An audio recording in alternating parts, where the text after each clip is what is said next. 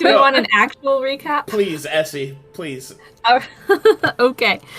So, last time was spent in a library, and we were learning about all sorts of stuff. Sera learned a lot of history about, I guess, the, everywhere, the Planar Wars especially. Irha took a little bit of time to learn more about dragons and heritage, and I took a little bit of time to learn some stuff about astral magic, and maybe I can even find an apprenticeship somewhere. Maybe in the palace when we go see the princess, because dear sweet Sera decided to spill all the beans in front of the lovely little angel who was in charge of the library, and we ended up telling him about folly and all that entails. So, probably gonna go see a princess sooner or later, and maybe eventually we'll head off of Everest and get to where we need to go. Maybe. Okay. Or just stuck kind of living in there. You're here forever. Hooray! Alrighty. Let's do this. We're going to start with you, Luka. Oh yeah, Luka's been gone that whole time. Dancing with the clowns.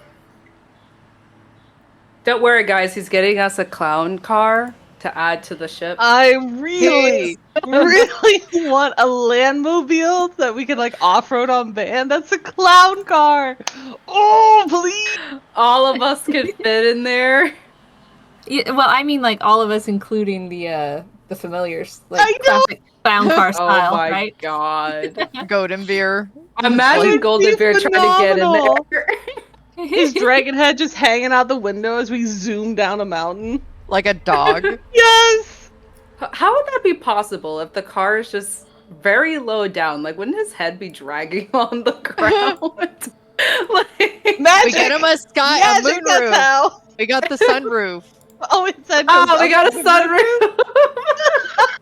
So you just see a tiny car with a giant dragon head coming out of it. You can fire the cannon from the car. Man.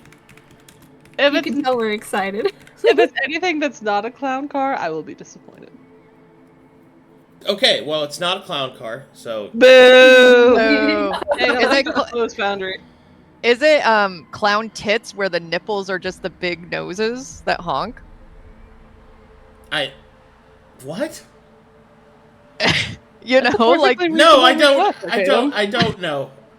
Like, no, no, it does not have honky nipples. Okay, why not? no. Okay, let's get Anyway, Jesus Christ, Are we on the... Luka. Is everyone still in the church? I'm map? on the Corvanus map. Oh, okay. Oh, here, let me just correct the... How many weeks have we been on Arist? How long... That's a good question. Maybe as long as the Warden battle. We've been here about 5 weeks, I think. Well, Oh, not like nice. in IRL, not in game. Oh, I mean in game. Well, it's only been a couple days, hasn't it? About 4, I think. 4 days? Yeah. Okay. Alrighty. There you go. Luka, I have stupendous news. Mm. It is time. Lay it on me. You wanted to be a clown. A little clown. Okay. I wish I had art prepared. You return, and oh boy, do I have updates for you. Oh god. Oh, I gotta zoom in. Okay, so as to where you've been,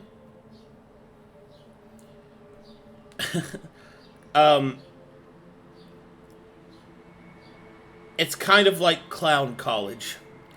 I've been to Cloud College? Oh my god. what does that entail? Tell me So- about the classes. What's the curriculum? So, essentially, when you sojourned, you dissipated into the dream, and there you essentially lived through several different experiences that hit you all at the same time. And the idea is that this dreamscape kind of erodes away the personality that you once had to replace it with the essence of the Harlequin, which is a mask that can fill any role in service to chaos. And so, eventually, after proving yourself in the dreamscape, your mask is infused with the strength of the Harlequins, and you return, but not as just Luka, but something else entirely. And we have so much stuff to go over. So first up, you keep the subclass that you were before, but it is replaced with this prestige class. So we'll go over your changes there. I have 2 questions. What's up? But, well, one, the mask that he had, the Harlequin mask, is that fused to his face? I mean, it's not fused. Or is that just like a stylized... It's not fused to your face, but Oh, okay. you're not gonna take it off. Okay. I mean, it's if you take off the mask, then you're giving up being a Harlequin. So don't take it off. If For you wanna my stay away. purposes, for my, I guess, how I will design it later on, because this will call for new art eventually. Yeah. I would like to imagine that it's kind of fused to its face, kind of like hot glued since he made this decision. So anytime soon, he would not take it off. And can I make it a stylistic choice that the face changes? Since now his personality is like eroded and he's basically a totally different person, almost.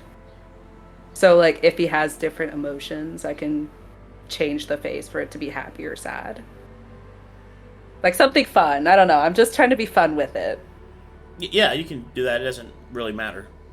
Awesome. Okay, thank you. Okay, so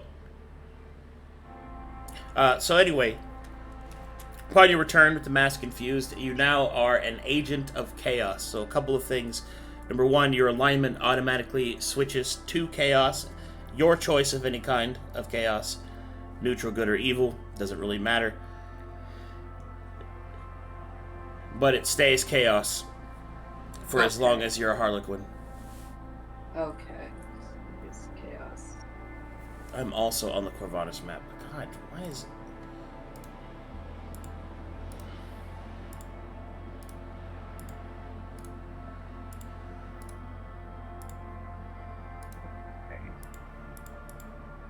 So all the abilities attached to my dragon abilities, I still have at this point. You can keep your Acolyte subclass. Okay. And the dragon stuff, I believe, is replaced. Hold on. Oh, all right. That's very important. Let me look at his features again. So Sovereign's gone.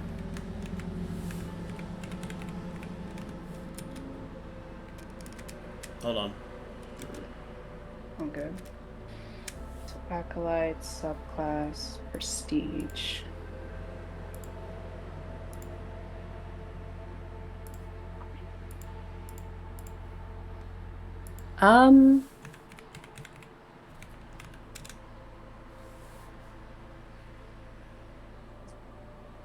Let's see.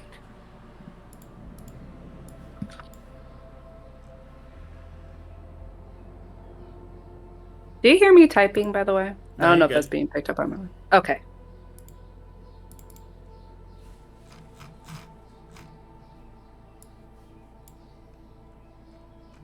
Ah, this is perfect. Okay. Oh, never mind. No, this is this doesn't replace that. Okay, good. Okay. It does not replace your sovereign stuff. It is the prestige on top of that. Hold on a second. Okay, so are you ready for your abilities? 1 second, straightening up my setup. So for optimal typage. New abilities. Okay. Oh, just to confirm, I still have my sovereign abilities. Yeah. Okay.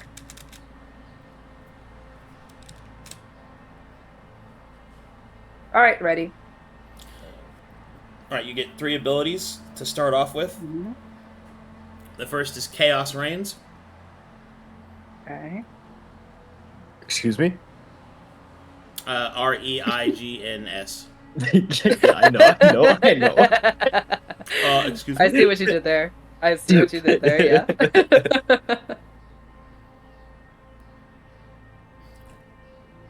And Chaos Reigns is whenever you would gain advantage or disadvantage, you now roll 3 times and take the better or worse result. Enhanced lucky? Oh my god.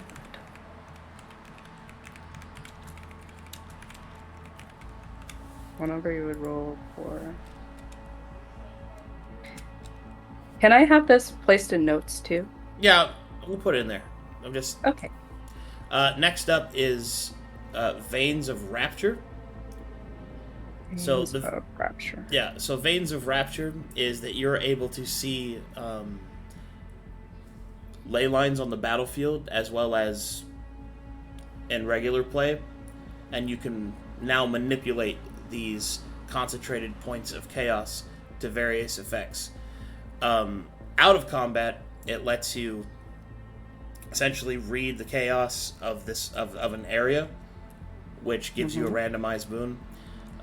In combat, it gives you a chaotic aberration to the next ability that you use, which is a randomized magic event.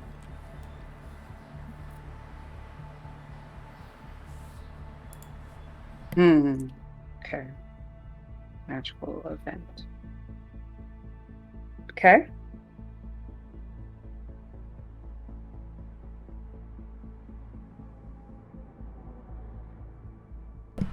And then your final ability are... let's see here. It is...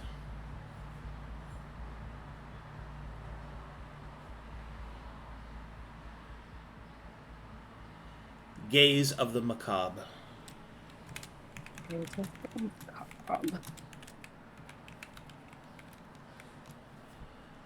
And Gaze of the Macabre gives you a gaze attack. So gaze attacks work like this. You have to designate a cone of where you're looking. It's one of the few times when facing matters is for gaze attacks. And essentially it takes the form of a 60-foot cone, generally speaking. And you have to decide what that is at the start of your turn, and then creatures are affected by a gaze attack in that regard. It should be noted that you can choose not to use this at the start of your turn, but you're unable to actually use it for that round if you do that, and it does not differentiate between friend and foe, so you keep that in mind. Okay, this affects creatures that are caught in it. Friend or foe. Yeah, and Gaze of the Macabre gives you... creatures within this gaze must make a Wisdom or Charisma saving throw, whichever is lower. If they fail, they are afflicted by your Chaos Reigns, granting them the same level of disadvantage or advantage that you would normally gain in the same manner. In addition, whenever an ally would hit with an attack, or an enemy would fail a saving throw, you gain 10 hit points. And that's only by those affected by this gaze. Okay.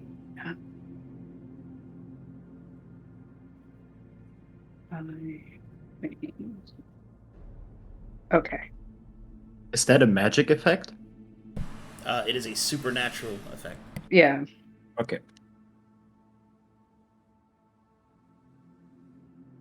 And this is, I only get the +10 from allies. No, you get it from either instance. Oh, either instance. Yeah, Okay. so if an ally hits, or if an enemy fails a saving throw. Does it stack? What do you mean? Like, If it for triggers every if it creature? triggers more than once, yeah. Oh, okay. Yeah, it's a trigger-based thing. So at the start of your turn, you designate a 60-foot cone. They roll a save. If they fail the save, then they're affected by this effect, right? Your Chaos Reigns. And if your ally hits an attack while affected by it, or an enemy fails a save while affected by it, then this triggers and you're healed 10 hit points each time. Each time. Okay.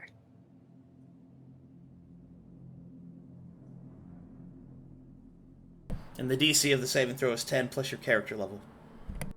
Okay. DC 10. Let's look.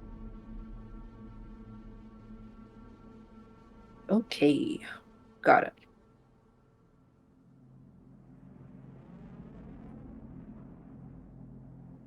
Right. Chaos Reigns, Reigns of Rapture, and Gaze of the Macabre. Got it.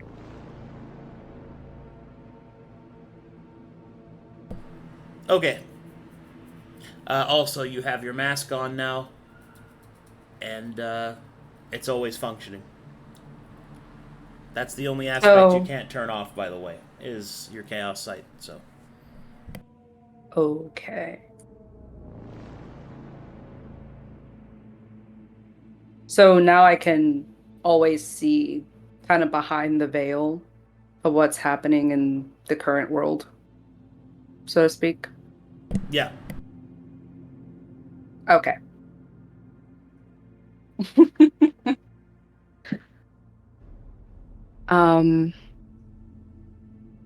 How long is this in their time for the rest of the people that I've been gone? Or Luka's been gone? Oh, only about an hour or so. It's not long at all in real time. Oh.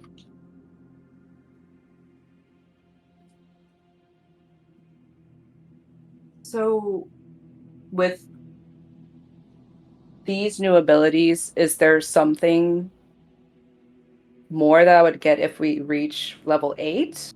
Or is this just where it stands for now? That's what you have for now. Okay. Got it. Oh, this is crazy, guys. I just added another tick to Luka's death counter. He is at 5. Okay. Good stuff. Technically, it's the death of the self, so that's very interesting. Beep boop beep boop beep boop beep boop beep. Okay, next up we have is Essie. You wanted to do some shopping, I believe. Yeah. Last thing on my list was to look for perhaps a digital type of spell, preferably in wand format, but I'll take a regular digital spell just so I can be more effective on band. Alrighty. Let's see here.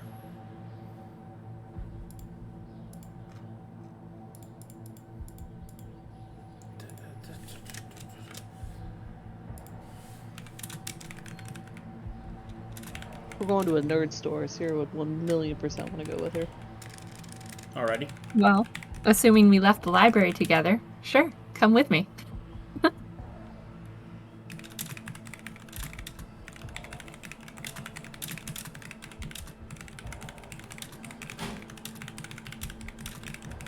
Let's see. Oh God. Digital magic. That's gonna be where the Angelarium is. Where the fucking oratory is. Okay. Let's see. I need to think for a second. Sure.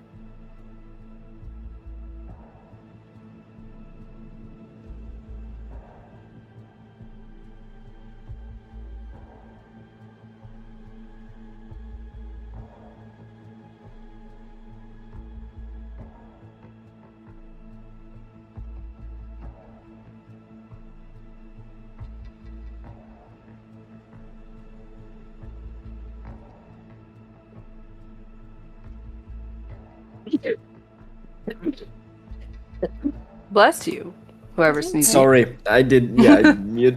Sorry. It's all good. Don't worry about it. At this way. The pollen killed me.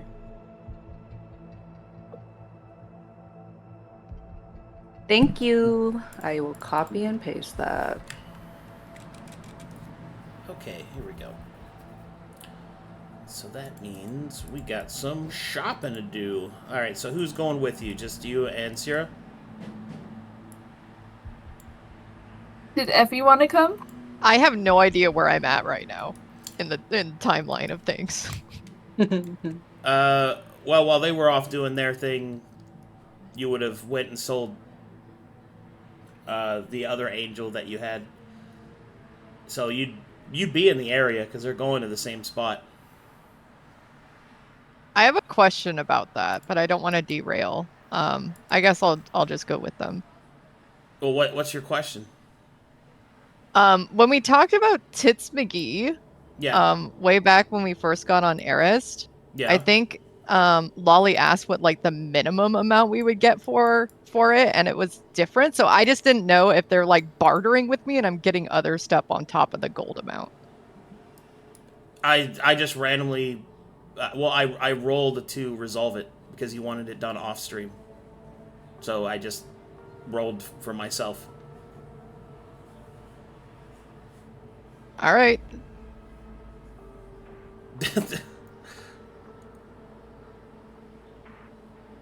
All right, then Effie will just go with them. Well, I mean, you sound dissatisfied.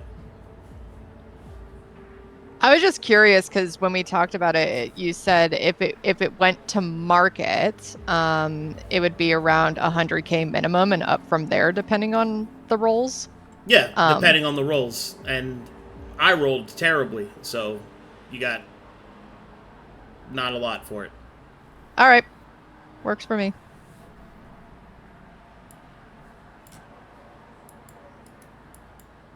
I mean, you could always have chosen not to have sold him. Or her. It. Her. You could always Nah. have chose not to have sold it at that price if you didn't want to do that. Nah, I probably would have bartered for other items or whatnot, but it's fine. We handled it off stream. Oakley dokley. So 3 of you are together. I'll put Seino over there. I apologize for the noise outside. I think... Don't hear anything. Well, I don't know if chat can. It's very distracting. There is a... I think... Hold on. What the fuck? There's a moving van outside, and I think a couple is fighting over who's leaving. I don't know. It's pretty... We love that. It's pretty... We love You that go. for them. You go. Yeah. No, you go. It's pretty bad. They are... Oh, God. Yeah. Like, I've had to turn my game down, but it's not good. People are throwing things outside. Oh, God. No, you leave. That was my grandma's ashes. Join in.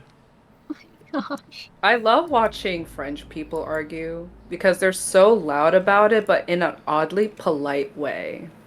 All right. All right, Essie. Yes, sir. Yeah, what's up, Storm? Nothing. Tra-la-la. Alrighty, Maelie. As you make your way towards the, so to kind of set it up, the Angel Market is in a section that is right next to a large node. The node is the central point. Sorry, it's so distracting outside. A node. Mm-hmm. God. Damn, dude. It's a node. There's a node of the central point of the digital magic that kind of emanates outwards, creating an aura effect in which information can be spread in a digital manner.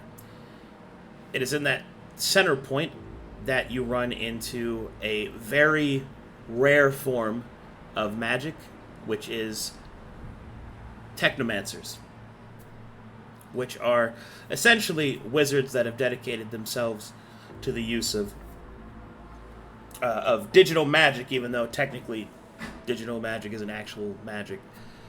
So a couple of things to keep in mind. So digital spells are not spells in the manner that you have casted. They are essentially enacted programs that can only be activated if there is a node nearby. But they have effects that have very specific effects that they can be used in those areas, right? So something to keep in mind is that for as long as Effie has those implants, she counts as a small node. So that's something to keep in mind for that. So you can actually use Effie to cast these spells off of. So that's pretty cool. Let me see what we got on the list. What's up? Once Baba Yaga happens, Effie probably wouldn't act as a node anymore, right? Yeah, probably not. But I'm just saying something to keep in mind in case she doesn't for whatever reason. Maybe she doesn't like Baba Yaga. I don't know. Effie's her own girl. She can make her own choices. Yeah. Shrug. She's a giga captain of her own fate. Alright, let's see here.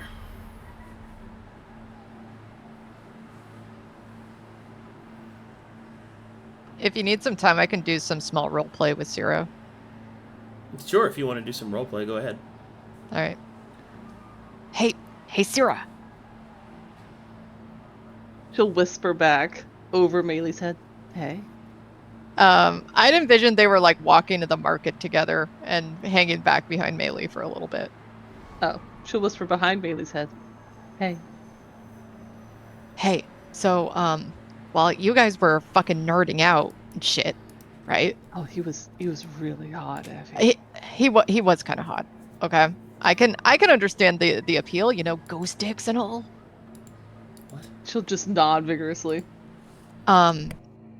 Anyways, you remember that conversation we had a while ago about my girl Tits McGee? Yes. Well, I remember also you being very interested in the stock markets here, and I know that you're poor. I'm very poor. And I decided to sell her. Sera will look genuinely shocked. I know you really liked her.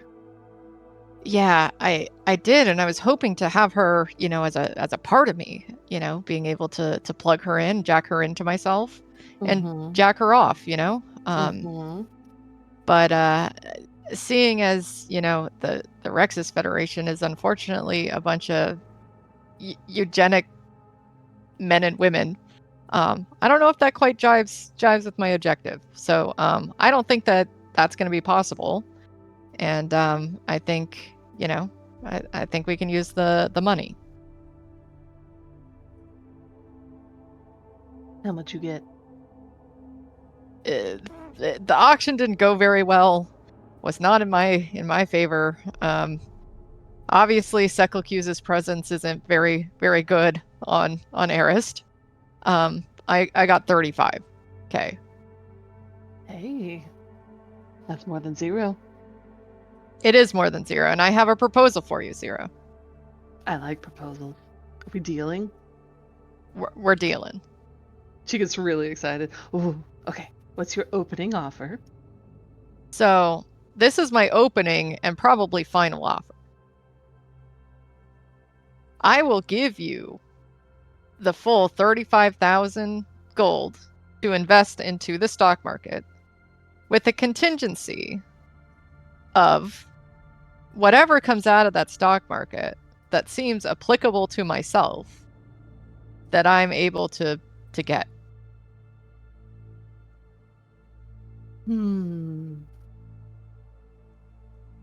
How about if whatever the dividends are, I consult with you on them? On what we do with them. Okay, but we each have the same amount of sway. No 49%, 51% bullshit. Agreed. She'll stick out her right hand to shake on it. This is what business people do, right? We shake. Yeah, she spits in her hand and goes to shake Sera's hand. I've seen this done before, I think. Sera does a combination of just obnoxious and also sensual, just licks all over her hand and then sticks it out to shake. And she shakes Sera's hand. Ew. And then they make out. And then she just eats Effie. All right, here's the sack. The goods. It's pretty big. It's a big sack. She shoves it in between her massive titties and her red racing dress. Plumps them up even more. All right, let's go What the fuck? find out about technomancy. I'm surprised you're coming. This is going to be very nerdy. I come all the time. Well, better get ready. Good job. Good job, guys. What the fuck? Clap.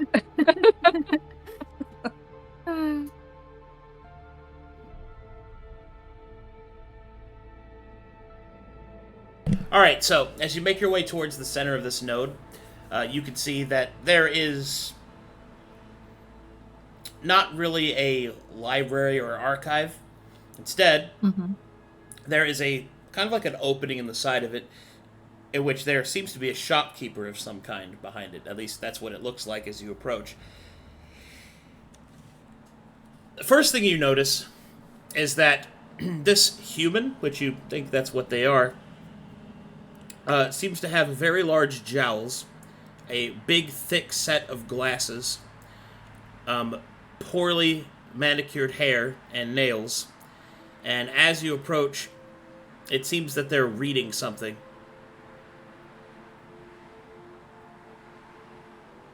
Maelie will tip her hat and pardon me. He does not look up. She will. Excuse me. Oh God. She'll facepalm instead. He'll startle, dropping his tome, which appears to be a very thin booklet that has images instead of words on it. He'll close it, and then he'll look down from his desk, or his, I guess his balcony. He didn't drop it? Damn it! I wanted to try to catch it. Oh, he dropped it on the counter that he's on. And then he'll kind of look down. It's like, yes. How can I help you? Well, She howdy. gestures to Maelie. He'll look to Maelie instead. I'm in the market for some of that technomancy type of spells, you know? Okay. He'll adjust his glasses. And I suppose you think that you're capable of using the advanced levels of technomancy? I presume so, and if I'm not, I guess I'll ask for it in a wand format. But yeah, I'm a pretty well-versed mage in my own right. You are addressing Maelie of the Astral Harpy, and you shall put some respect on your words, sir. No. Anyway, if you want to use our stuff, you gotta really prove that you're capable of doing it, because we can't really do business with normies. He'll adjust his glasses.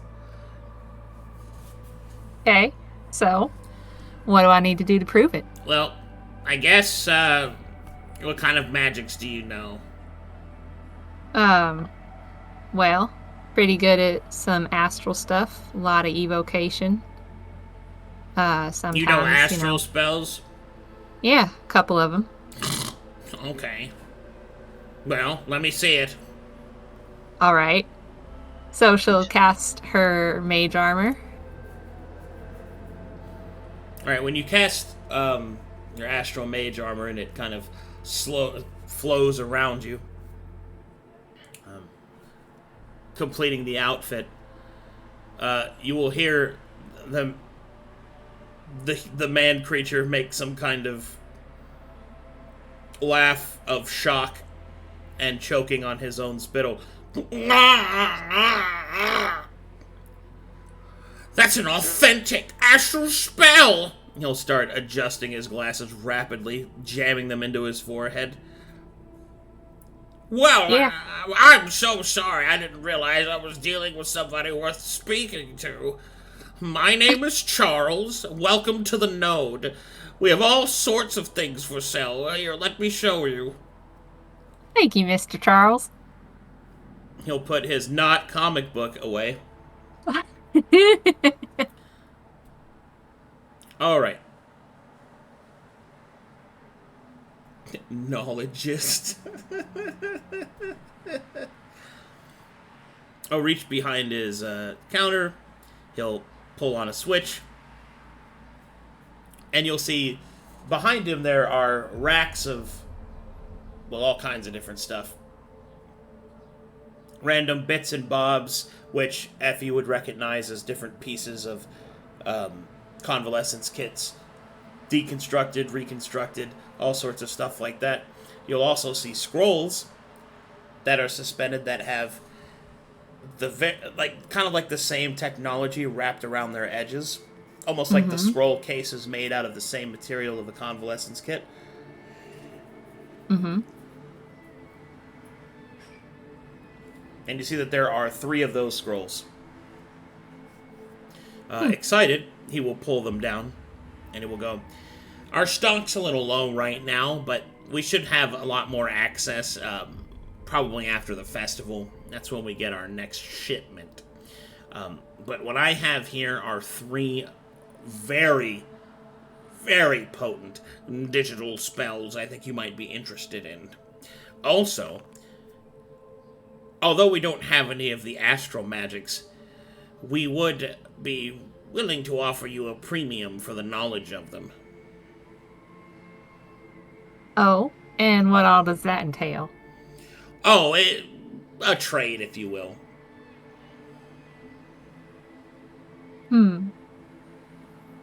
I'd have to think a little bit more about that. But, it's intriguing, to say the least. Sera, your insight roll reveals that, although you don't quite know why, you get a feeling that this guy sucks. Like, just in general. How potent? She was rolling on how potent is potent. She doesn't believe him. He's... like any salesman, he's embellishing a bit, but you don't feel like he's lying to Maelie. He thinks they're pretty cool. So... she'll wait for a lull in the conversation. Do you think this guy says thank you after receiving flowers? Absolutely not.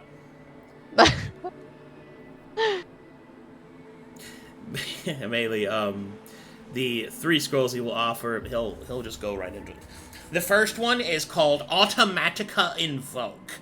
It's a very important spell because it causes an EMP blast in the area, which not only does normal sort of overheating damage to those within it, but also it can lock up digital functions, causing them to, well, temporarily be disabled. The next one is called, it's the same one. I have 3 of the series. I don't have the full one. I don't have the full series, mind you, but I think you'll find them to be quite invigorating like me. It is Onomatica Solitar, and this is a dispelling effect that can remove not only magic, but also digital effects as well. which is very useful. There's- Arcadum, Yeah. while he's nerding out, can I see if there's like any sort of not cameras, but like any sort of watchdog type items in the shop? No, but your thief senses, there's some stuff in a display case that looks pretty valuable.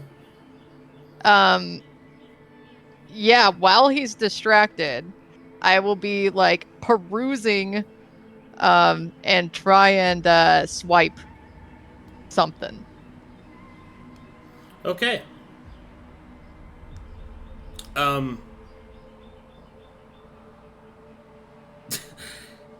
There's no way in hell he could see anything you're doing, so we won't need to be rolling right now. Great. You stroll on up to the display case, and while he's distracted, telling Maelie about how cool these spells are, as you look in the display case, they are all the same booklets that he's been reading. Different episodes. Are there any that look particularly raunchy? Oh, no. No, not at all. Then I... Well, okay. There's some scantily clad women on the front. Oh, yes, I want that one. Okay. Jesus Christ. Oh, wait, no, it'd be like... In the back, there's some raunchy ones. You take off the little curtain hiding them. Oh yeah, I want that. All right, you just take one and give it a look-see, and it's a woman being assaulted by tentacles. She like, her eyes go wide and she darts her glance over to Sera, and then she puts it in her bosom and returns the cloak over the thing, and then kind of whistles her way back. Make me a perception check as you walk back. Effie, unfortunately, your perception is too good. The back of this person is even worse than the front. You can see that his clothes are not properly fitted, and you can see part of his crack hanging out. Also, little bits and pieces of hair are poking up from underneath his collar from the back. And the greasy side of his head, which is his entire head, is even worse in the back. She puts a hand or a finger up to her mouth to keep the throw up inside, and then she decides to swallow it. Are there any like pieces of fecal matter attached to the hair coming out of his ass crack? No. Okay. Thanks, Sreggop, for minor miracles. Yes, thank Sreggop's balls for that. She makes her way back and lets Maelie continue her conversation. Okay. And then he will go, and this is automatic deletate. It's like, it's an invisibility sort of spell, but it works even on digital senses. So,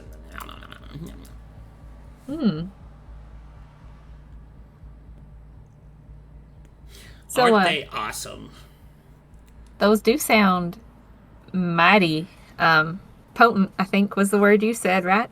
Oh, they're so potent. It's so good. Like, So, this particular series is actually featured in my... Well, it's... Do you know anything about... I'm sorry. Jesus Christ. Oh, God. Maelie just waits for him to continue. Do you know anything about the adventures of Uraka? No, don't think I've heard of it. No. Unfortunate. It's only the singular best piece of literature ever. Well, maybe next time I'm at a library or something, I can check it out. Maybe. Anyway, do any of these interest you? So Maelie kind of turns back to Effie and asks, "Well, Effie, you're the one who knows the most about digital tap stuff. Do any of these sound better than the others for what we're going to need them for?" See what Yeah. covers for. She'll address it. What was his name? Charlie? Charles. Charles, do you have any options that are on your person? He will What are look. your favorites? He will look up, as if noticing Sera for the first time, and he will.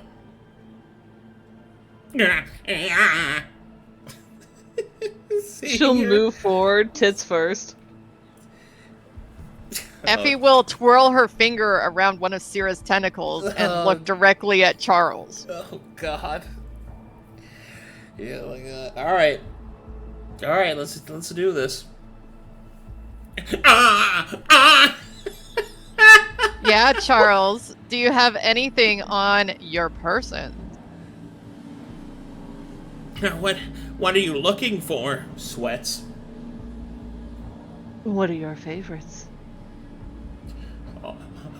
You want to know about my interests? She'll lean in. I want to know what's the most powerful thing you have. Effie will start slowly running her tongue on one of Sera's tentacles, locking eyes with Charles. Oh my God. The most powerful thing he has. Oh. I've got something. I've got something. Do. He'll waddle She'll waddle after him. towards the back where the display case is. He'll open the display case and he'll show off. This is a first issue of Spider Lawyer. She'll look at him with a face of appreciation. Can I read it? Oh, okay. Just be careful. It's very rare. And then she'll say it loudly so Maelie can. Even better. Could you read it to me? Maelie will- Oh, okay. Keep the eye roll in check. He will open it. Do you have somewhere in private? Oh, I can't leave the store unattended. I'll get in trouble. In trouble from whom? My boss. Someone like you? But you're so powerful. Who's your boss? Steve. I'm sure he wouldn't notice. Steve! He Who's would. Steve? He would, though. How? He'll point at the. There's like a silver sheen in the corners. He watches. So he would watch us? Yeah.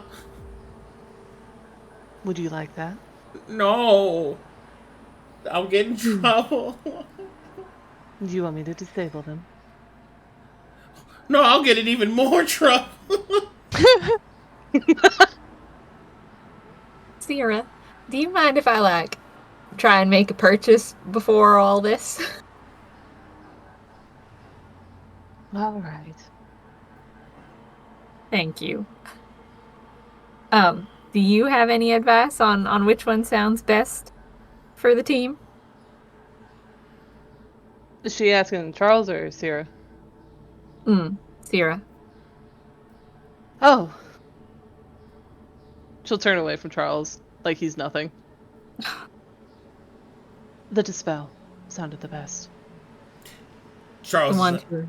Charles is unaffected by the turn away. He's very used to it. All right. So, removing the digital effects rather than being invisible to digital senses or anything else. Correct. I also Okay. believe that you could barter for all three. Also, let me explain what they actually do. Automatica Invoke is Fireball, except that if the digital targets caught in this blast roll a total on their save that is below 12, they are stunned for 1 round. Automatica Solitar is a Dispel Magic, except it can affect digital space. And Automatica Dilatate is invisible, except it works on digital senses. Mm-hmm. Is that only for one person? Invisibility, yeah. Yeah. Okay. And it's not Then greater. It's not greater invisibility too. I would say the dispel then. Like if the invisibility was the entire party and we can like use that to stealth, I would say go for that, but Okay. Maybe I believe the abilities he's looking for from you is worth more than what the 3 of those are. They're not as potent as he made them out to believe. I mean, and Maelie lowers her voice. In the same way, though, I've shared what I know about these spells with you for free. Well, I mean, not for free. You gave me spells in return. Are you sure they're not more or less even? Effie goes up to the counter. I am not a proprietor of a... Effie, as you go up to the counter, make me a Constitution saving throw.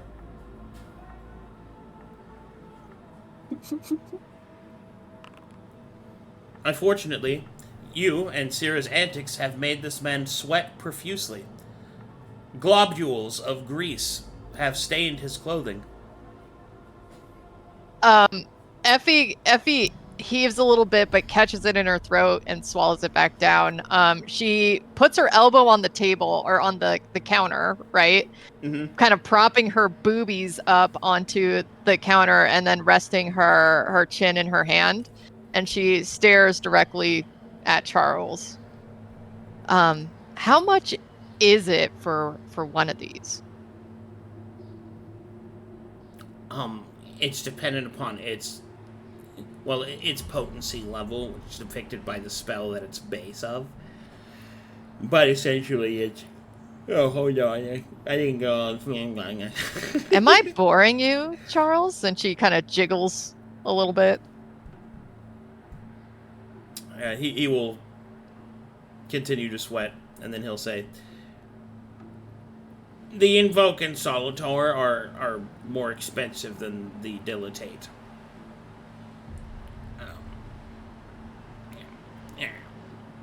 How much for the Solitor, Mr. Charles? 3,000. What if I throw this in? And she takes out the tentacle hentai from her bosom and puts it on the thing. A first edition of Galactica's Scream. Wow. I've got one of those too. Where did you find that? You know, it sounds like they based it off of me and my companion over here, don't you think?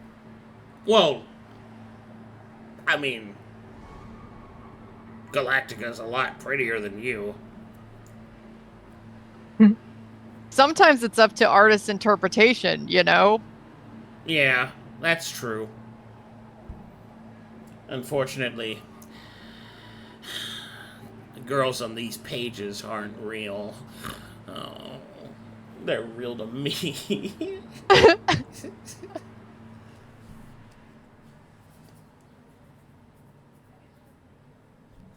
She blinks.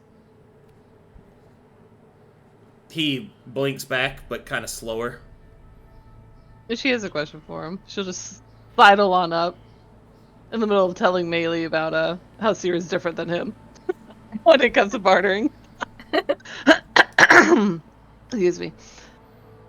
Charles, where does one acquire a node, like a mobile one? Does such a thing exist? Yeah, but they're really expensive, and the Erastians charge a lot on the overhead. I personally don't think it's worth it, especially since most of Erist is noted anyway. How much are they? Oh, I'd imagine quite a bit. I don't have any for sale, unfortunately. Would Steve have some? Oh, well, Steve is not... He's probably not. Who would? That's a good question. Well, sometimes the embassies sell off their excess to us. Maybe we'll have some in the next shipment if you wait a while. You mentioned a festival. Mm-hmm. When is that? Oh, it's in a cycle. I don't know if we have the time. Oh, that's unfortunate then. The Would you like to festival's go with really me, fun. though, if we're here? What? She just stares at him. Almost unnerving. What did you say? Would you like to go with me?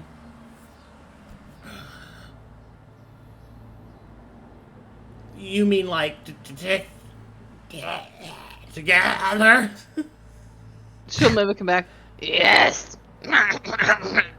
Together. He'll look kind of down because you made fun of him. Oh, yeah, sure. If you really want to. She'll notice he's down. Oh. I thought that was your mating ritual.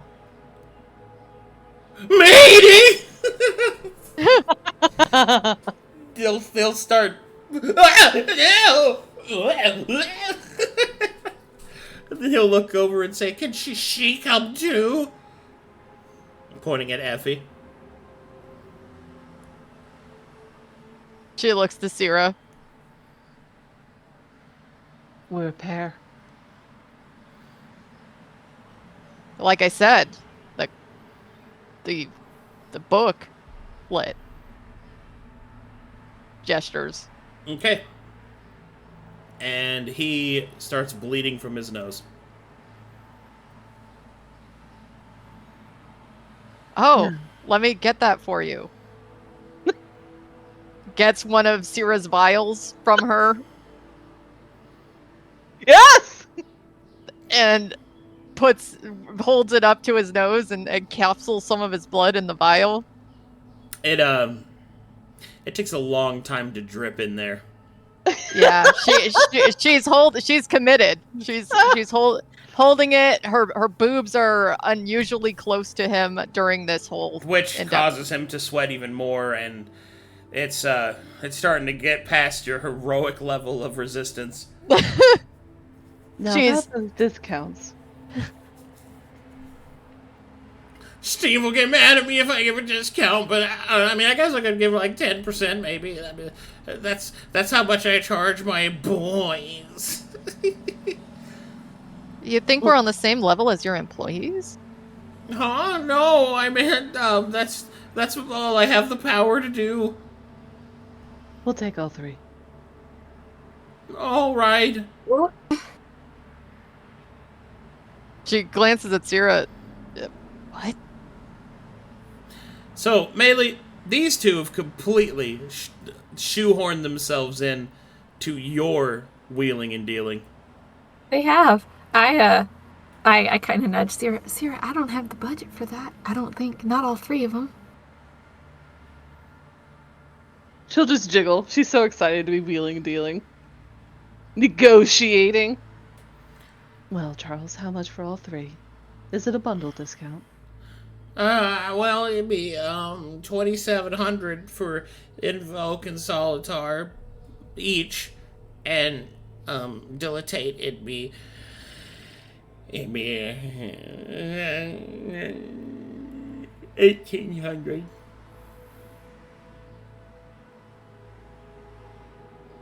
She looks at Sera. Hang on, she's doing math in her head. Charles. Yeah. You seem like a pretty well-to-do man.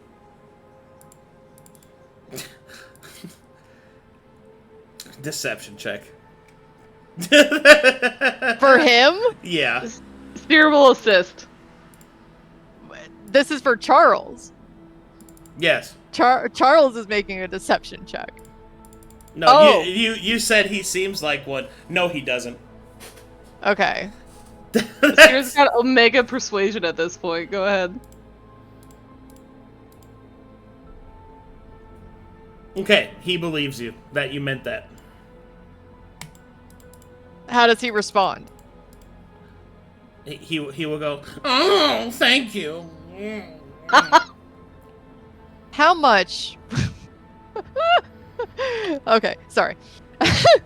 How much would you pay for a live reenactment from the comic book? God damn.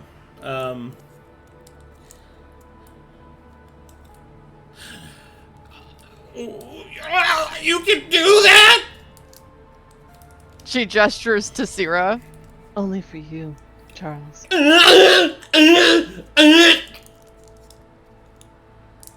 Sounds like a walrus.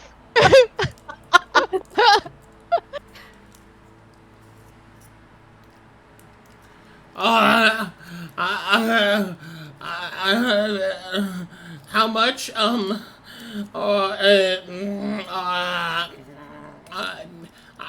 pay like 1,000. She looks to Sera. She'll smile. Her canine's on display. 5,000 then in total. Perfect.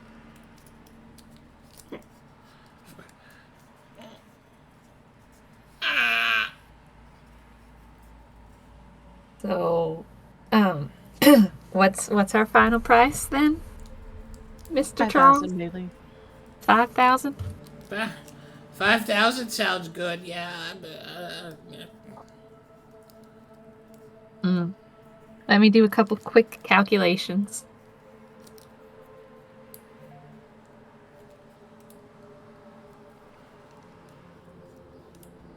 Do you have any other friends that would pay 1,000? No. What about Steve? Steve isn't my friend. He's old. Sera thinks about offering to kill him, and then chooses not to. Feels like it might ruin the mood. And the scrying. Make me an insight check, Effie. Okay.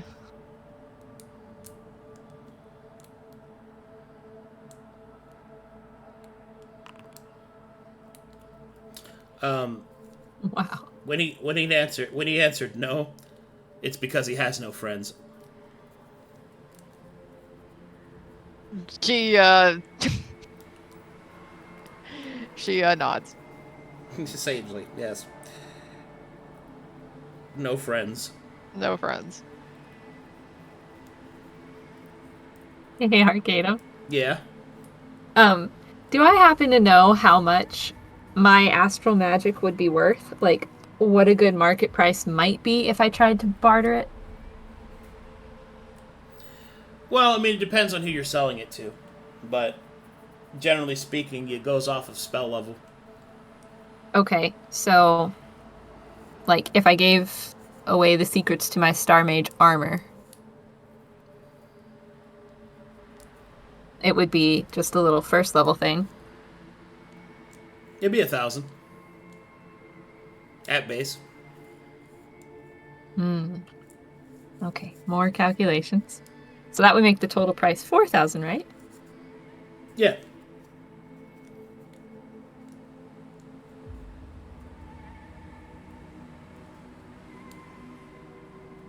Charles, thinking about your customer base who might be, interested in getting the live reenactment. Do you think there's anybody else that would come to watch? I thought it was just for me. It can be. Huh? It can be just for you, but we might need a little bit more for just a private show.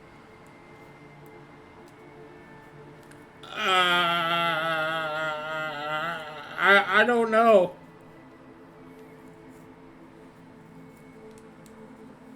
we'd probably get in trouble for that.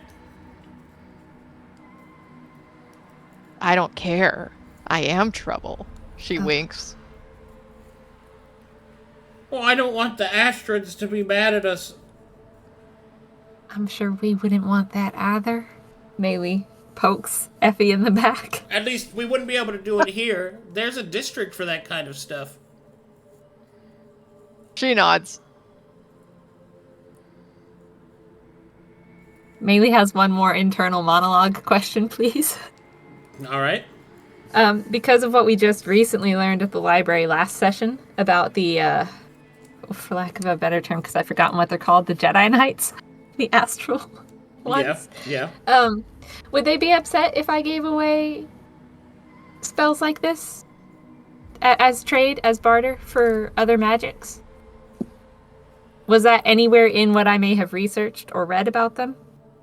Well, generally speaking, the knowledge of unique spellcasting and stuff like that is valuable because it's unique and rare. So it's not really, are they going to be mad at you? Because how are they going to know? Like, they won't really have a way of knowing. So basically, there's no risk to you sharing these secrets, but they're still secrets of your order. So are you going to share them? You see what I mean? Well, I mean, it's already too late. I've shared them with Sera. I would think the random comic book guy shop in The wizard who's almost died for you so many times. I don't think those are comparable. Bitch! No, this is my dream How are you different monologue. from this really fat, ugly man? Yeah. Oh, well, I think 5,000 is fine. It's a reasonable price. Very generous, Mr. Charles. Oh, thank you.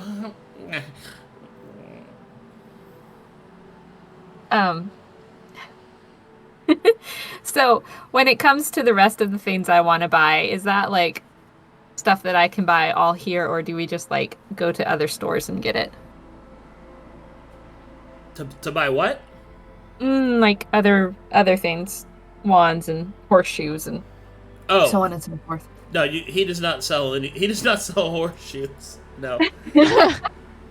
All right. Well,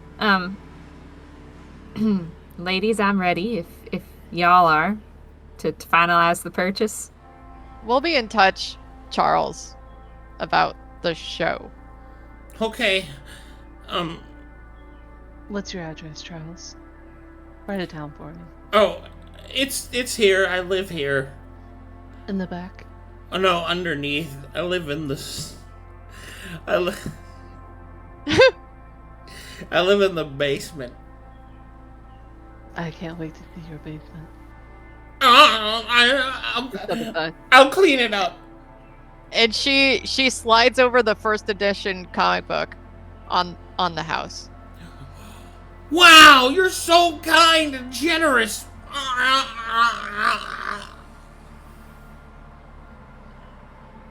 Maelie will put down the 5,000 gold. He will give you the Automatica series. Okay, great. Thank you. And she'll tip her hat. You'll see hearts appear above his head. You guys have unlocked his... Sorry, I'm just kidding.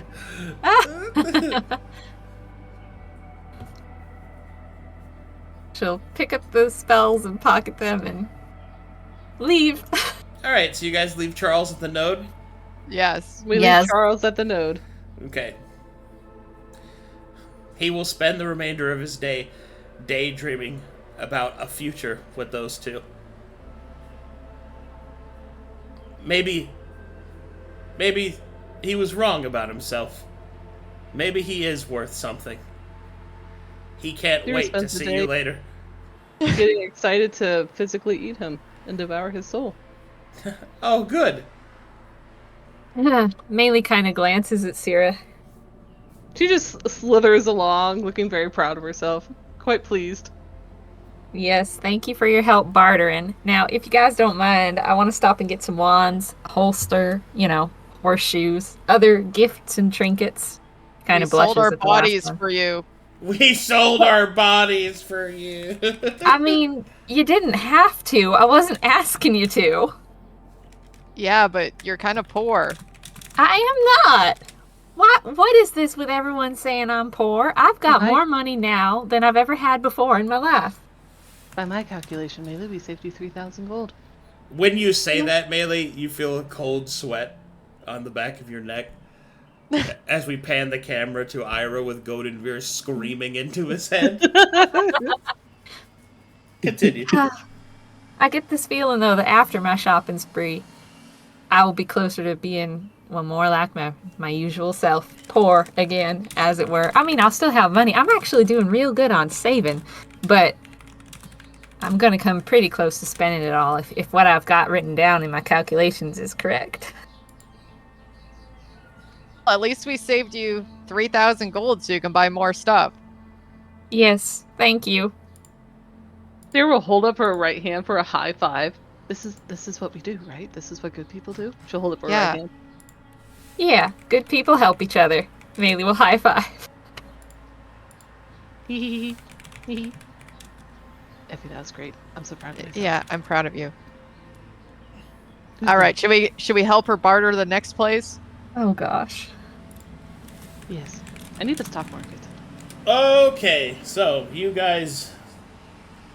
Oh, God. So you want to go to a place that sells, like, horse accessories? Nah, we've already talked about it in the break list. Can I just send you a list of everything that I've got and how much it'll cost? Like, PM you? Yeah, sure. You can do that. Okay. I'll go ahead and put this groom NPC away. What? Is he sexy? Yeah. Let's go beat. I was gonna show off all my horse terms that I know. Oh, well, if there's... But you know, it's cool. It's cool. We even have Storm IRL with us. Let's go. Oh no, if there's fun horse RP. I may or may not have studied a bunch of equestrian terms. Just I will even summon Ayaza to have him try on the different horseshoes if you like. Okay. I mean, it's up to you. It's what you want to do. We'll do the horse RP real quick. Real quick adventure, in and out. Yeah. Alrighty. Beep bop beep beep bop beep beep bop beep bop beep bop beep beep. Alrighty then. Dipper skibbity beep beep bop beep bop bop beep beep. Where is he? Hey, Lolly. What's up, baby? If you move your cursor over Effie's boob and my cursor's over her other boob, it looks like she has nipples. Do you guys see a circle? I only get the, hand. I get the circle. I see your circle. Oh, I only have, I have a finger pointer here. I could put the finger pointer right where her nipple would be. Yeah. Do you How's see that? my circle? I see your circle. Yeah, so we kind of have to figure of the mind. On everybody else's screen, that'll look like she has two nipples. It's like dinner plate nipples. Yeah. She's got peps. She's got pepperoni nipples. The fucking areolas are massive, dude. What the fuck? Charles is in for a surprise. Yeah. Just all nipple. All nip. All nip. God, that sounds horrifying. Imagine taking a girl home and she takes her top off and it's just all nipple. Just... Oh, man. Alright. Here we go.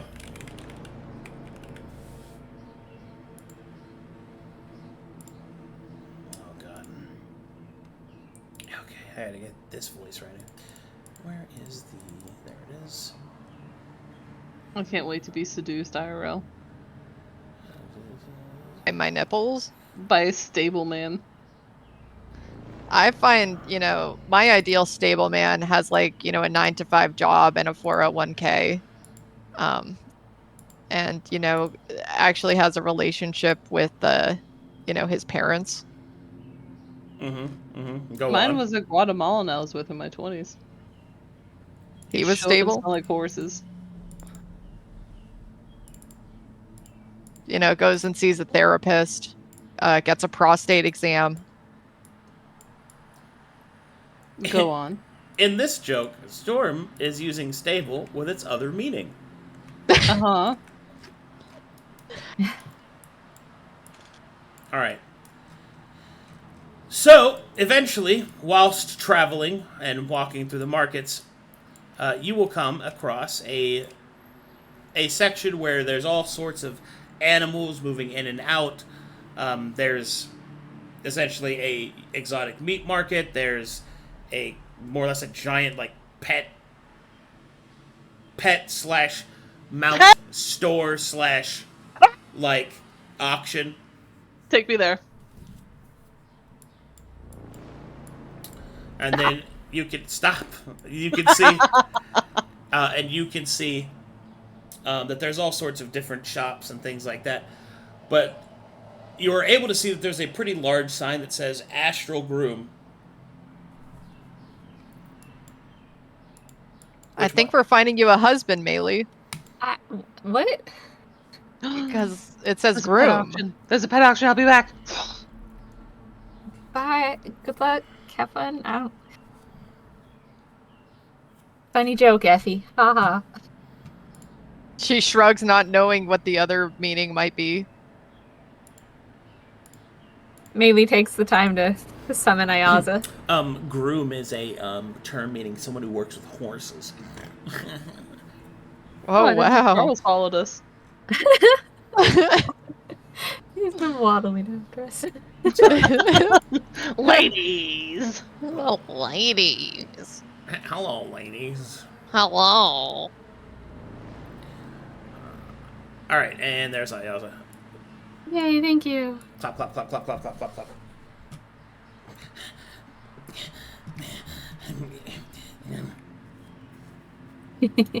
All right, Sera, you go and pet some space llamas. She goes to watch the pet auction, and she will legitimately buy something if it actually is of interest to her. Okay, I will give you a random list of weird pets in a second. I can't wait. All right, you two go walking up into the Astral Groom. You can see that there are other nightmares that are getting currently catered to, having their hooves inspected, having shoes made for them, all sorts of stuff like that. And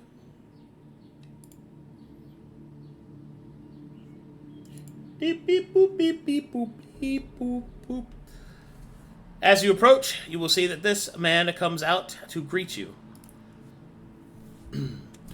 Greetings and salutations. Name's Clementine. How can I help you? Maelie This is kind of manly hair. laughs. Yeah, that hair's good. There you go. She elbows Maelie. Well, howdy. Maelie tips her hat. I've got my nightmare here, Ayaza, and I was hoping to find some sort of horseshoes or something that could help him go a little bit faster. Sure thing. Bring him on over. Clap, clap, clap, clap, clap, clap. Ow. Lick. She pats his muzzle. All right. You'll turn to look. Ayaza will turn to look at Clementine. We'll walk up to him.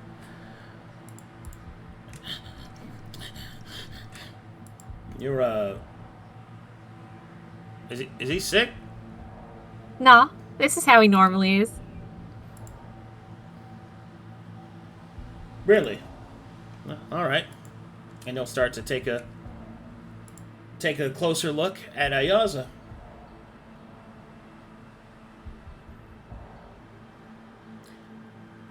After taking a quick look, he'll move his hand over Ayaza's form and kind of inspect different parts of his dressage. And then he'll kind of stand up in front of it and he'll nod. Well, at first I thought this horse was going to be kind of sick, but it seems that you're taking really good care of him. Well, yeah, of course. A lot of people don't realize that just because Nightmares is outside is that they need actual care, just like any other horse. Nah, I spoil him pretty good.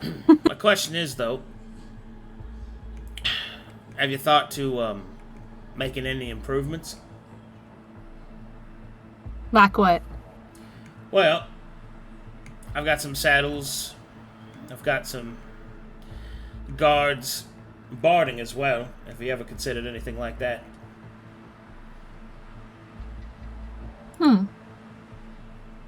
Well, I kind of like the saddle I've got right now. It's already broke in. And really, the thing that we use the most is we rely on his speed. I was really just hoping for something that would let me free up a little bit more space and not have to like cast Expeditious Retreat so many times. Well, we got all sorts of bridles here, if you want to track them out. Some even for those that wield magic. Like we got some with scroll cases, a place for your book, things like that.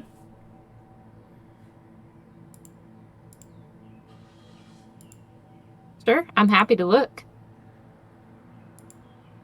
All right, he'll pull up some options for you. The one that probably will catch your eye is a pedestal bridle and saddle, which essentially where the horn, I think that's what it's called, the thing you grab onto on a saddle. Yeah. The thing that pops up. Instead, that's got a latch where you can put your book, like your spell book, and keep it open. So you can cast spells while writing.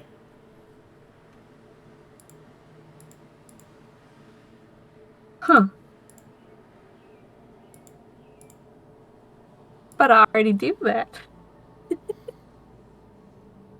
Well, you can do it now in style. True, I suppose. Plus, it'll help you adjust your seat.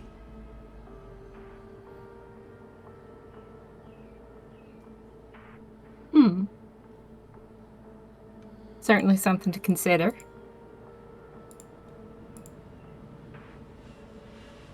Ayaz is pretty good, though. He hasn't really thrown me. Are you sure he's okay? Why? Well, he's shaking a lot, and his girth's pretty low for a fella his size. Oh. He does that. Don't mind the drool. You know, look as it pulls at the ground. All right. Well, we do have some enchanted saddles if you want to take a look at those. Sure. I'll take a look. All right, so there's lots of saddles here. There's a War Master saddle, which gives a bunch of bonuses to attacking while on horseback, but that's not really what you do. You cast spells, not attack with weapons. There's, let's see, which one would you be interested in? There's a Saddle of Speed, which just increases your mount's movement speed. Yeah. It increases your mount's movement speed by 20, and it costs 8,000 gold. Ooh. How much did those horseshoes cost, Essie? Yes, over the table. The horseshoes that you quoted me on the break list were only 6,000 for 30 movement. What'd you say? The horseshoes that you quoted me on the break list were only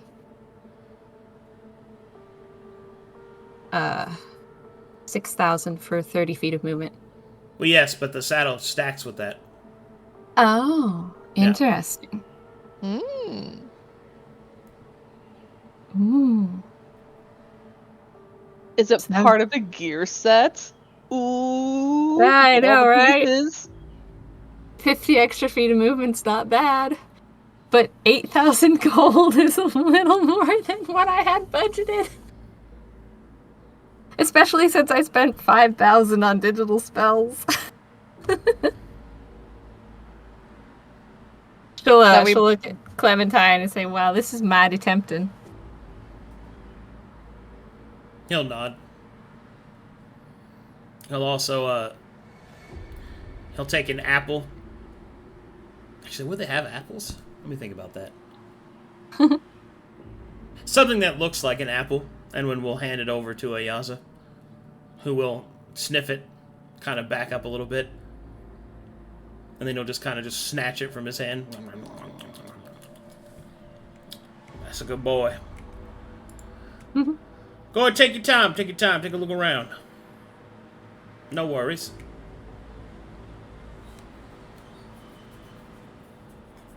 Meanwhile, at the pet shop spree thing... Yeah! Yes! You better not spend my money. She's I about have to... 35,000 monies and She's I want a puppy! She's about to spend so much money. Okay. Let's do some rolls. I guess.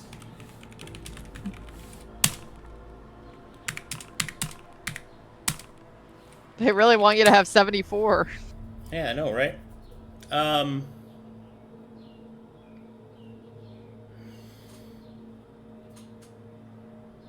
Alright, Sera. You'll see an auction taking place, auctioning off different beasts, pets, mounts, things like that. She grabs a paddle and goes into the front row. And she'll conjure up her giant sun hat, so she looks like one of those rich old ladies in the Hamptons about to bid on something. I have no idea what you're referencing, but alright. I have never been to the Hamptons. She just oozes upper class. Yes, it's like Kentucky Derby lady. Yes. And her red racing dress. Red racing dress with sun hat. Yep, and a paddle to bid. And a paddle to bid. And Every a now paddle and then to Bodo's spank. tongue will just drip out of her sun hat. My paddle to spank. I'm gonna spank! I'm gonna spank Charles later.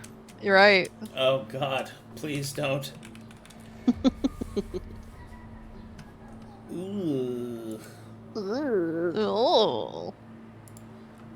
Okay, let's see what we got.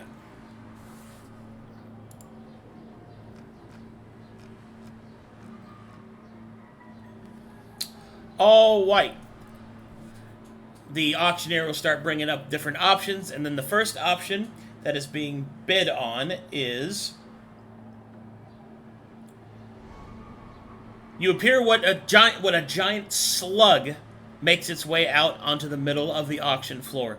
This slug, Is it Dirty Guckles? This slug has fire and flame coming out of its different cracks as different pieces of it fall away. And you notice, Sera, that it is in fact a hell slug.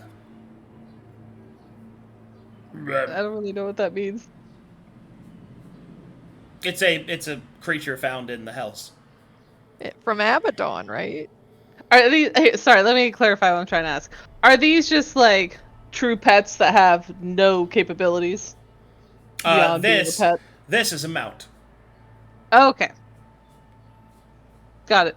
She doesn't. She keeps her paddle down. She does not bid on the hell slug.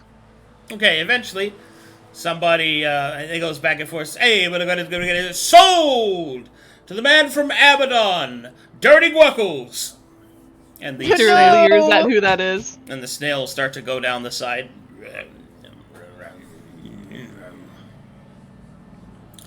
It was in fact Guckles.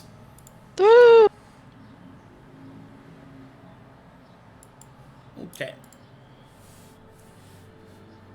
Next up we have is... Give me something cute! Guckles is very cute. Guckles! It's Dirty Guckles! We could have made a lot of money off of that slug. Next up we have is... Nice. Nice.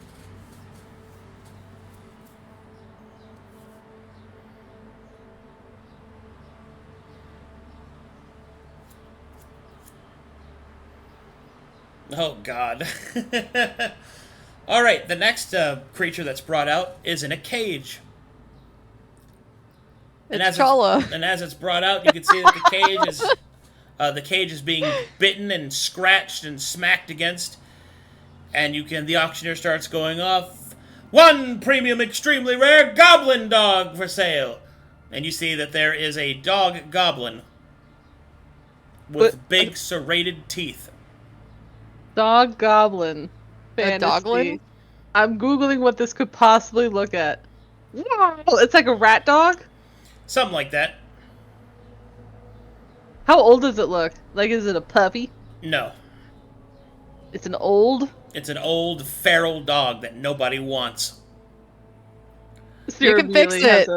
Has a her heart softens. It's how they're raised. What's the opening bid, Arcadum? That opening bid starts off at 2 gold opening bid. She'll raise her paddle for 2 gold. 2 gold, that's 4 gold there, 4 gold there, 4 gold there. She raises. Oh, another 4 gold right there, that's 5 gold, 6 gold, 8 gold, 10 gold for that. Are these people who are bidding? Yes. Okay, she raises again. She'll keep 11 gold, that's it, it goes to 12 gold, 13, 14, 15 gold. 16 gold, 17 gold, 18 gold, 18 gold, 19 gold, going once, 20 gold, going once, going twice, going gold, sold to the lady with the 20 gold. Do you just eat it? No! she'll put it down right here in his cage. Alright, they will bring you over your goblin dog. How big is this thing? How much does it weigh? It is a medium-sized creature. It weighs approximately 45 pounds. Okay. She'll wrap a tentacle around it, realize it's probably going to bite her tentacle, stop that, and she'll just make sure that it doesn't, like, rattle away. She'll talk to it later. She wants to see what's next.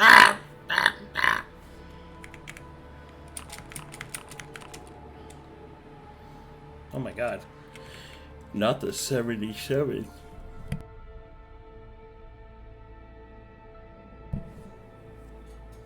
No fucking way.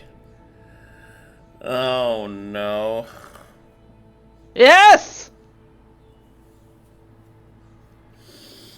Alright. I kid you the fuck not. They bring out onto the stage a unicorn. Yeah! A beautiful white-maned unicorn with a spiral regal horn that seems to be encrusted with emeralds. Sera perks up. Skip it on, I gotta start to be a premium unicorn, what's that pain? I gotta, starts going back and forth.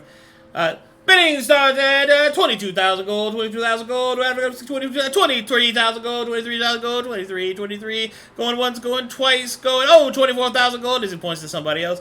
24,000 gold, 24,000 gold, going once, going what? You raise it up. Sorry, is this 2, 4 or 24, 24, Okay. What are the abilities of this unicorn? Because I'm about to blow my Maltos investment. You have no idea. Okay, she's going in. Okay, 25,000 gold, 25,000 gold, 26,000 gold, 27, 28,000 gold, get to 29, 30,000 gold, 31, 32, 33,000 gold, 33,000 gold, going once, going twice, sold! Pointing at you. She will take the reins. Does it have reins? Like, what are we talking about? It doesn't need reins because it's an intelligent creature, so it just walks. It doesn't need me.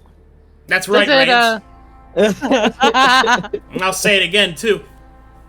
Damn.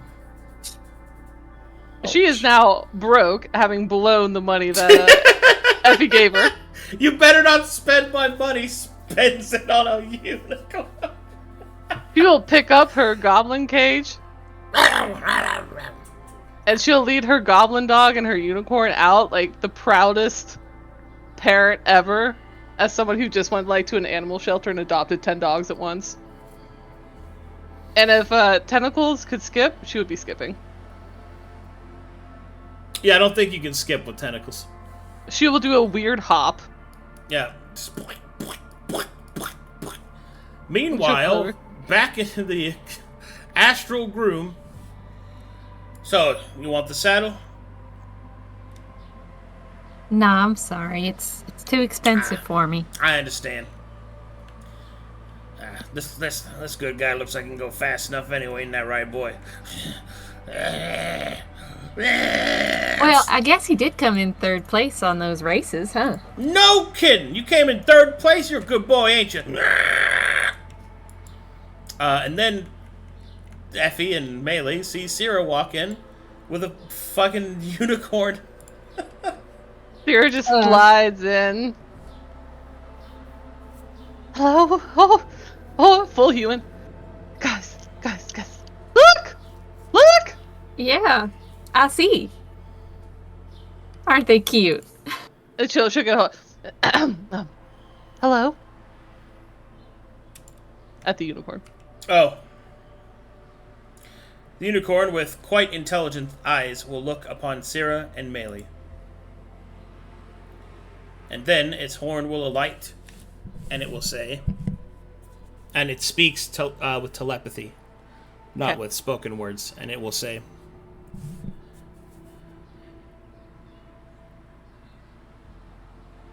I offer polite greetings. My name is Gallifrey. But I must know, have I been purchased by a slaver? Sera responds, what were you doing at an auction? I was enslaved and stolen away from my home and sold on the market due to the rareness of my kind. She'll frown at that. She is in a... Oh, sorry, go ahead. It is unfortunate, but not uncommon practice. Sera's in a complete glower at the prospect of that, and something very strange will happen to Sera the Almost Devil. Full good alignment will pop out.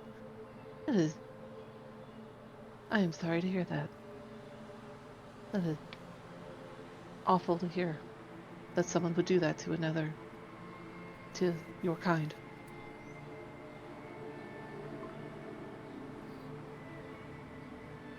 Where is your home, if I may ask?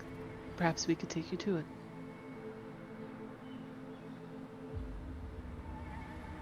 How do I know that your words can be trusted? You see what I am, yes? Would you like an oath? The only other thing I can think of is to, well, you can witness my actions. I would prefer a promise kept rather than an oath enforced. Then you have my word.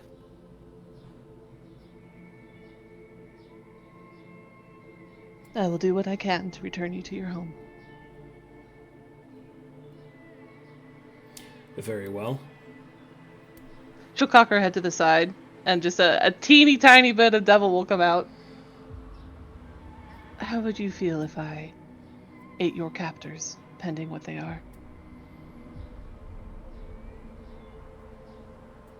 That does not sound like justice.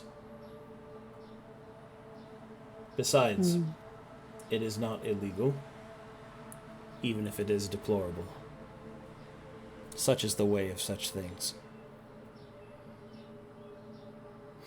If you must know, my homeworld is bouquet.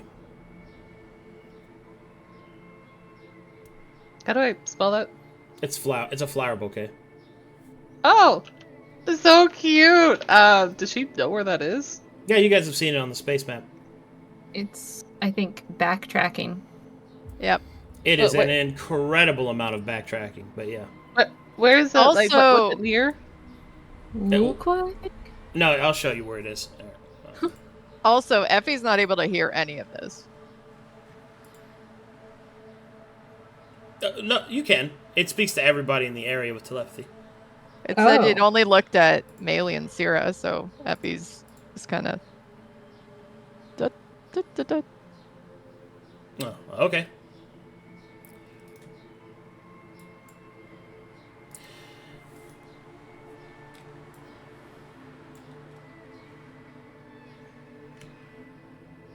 Are you loaded in? No. Yeah. No, I am. So in the Casca Nebula, a bouquet's right here. Oh! I've always felt... Let's see. A world of flower people. Printed coins. Much prosperity. Ooh. Hey, I spelled it wrong. Wasn't Bouquet one of the planets that the cedar vessel went to, and it was very prosperous? Yeah. Can I say it's the homeworld of unicorns, or is that just where he's from? No, that's where he's from. It's... Oh, okay. Yeah. How do I spell this dude's name? Gallifrey. Here, I'll spell it for you. All I got is a G and the A. Thank you. Damn, I was close. Gallifrey is from this planet near Dragon Star / Rampart. Okay. Well, I wouldn't really say they're near each other. They're just in the same nebula. Oh, okay. Same nebulas. Yeah, Kasika Nebula. Oh, where'd I go? Whoa. I just got a pop-up for customized group inventory. Weird.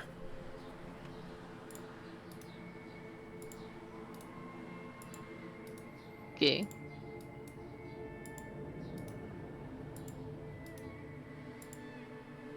Oh, there's 2 of me. That's why. Okay, here. Let me come back to this one.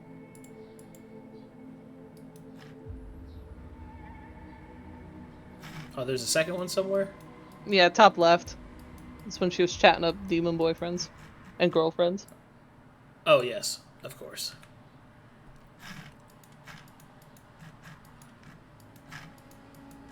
We have quite a long journey in front of us, Gallifrey. Are you patient?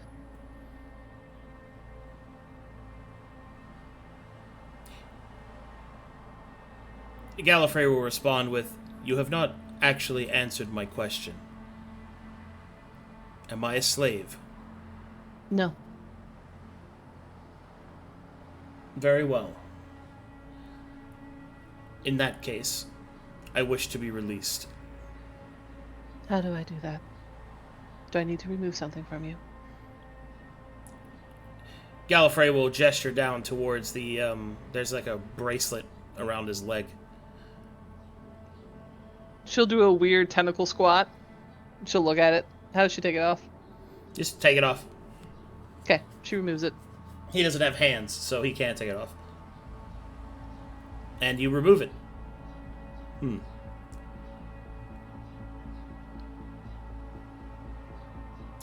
That feels better. She'll say, back on Ragdar's fist, they have that lady who made the slave collars. Does it look like that to her? Something like that, yeah. Where it was like activated with a word or something like that? Yeah. Okay. Does it look like she could reuse it? Probably not. Oh, Unless you want to capture another horse. Okay, she'll pocket it. Let me put that into her inventory. Alright. So, while this is going on, let me go back to the others.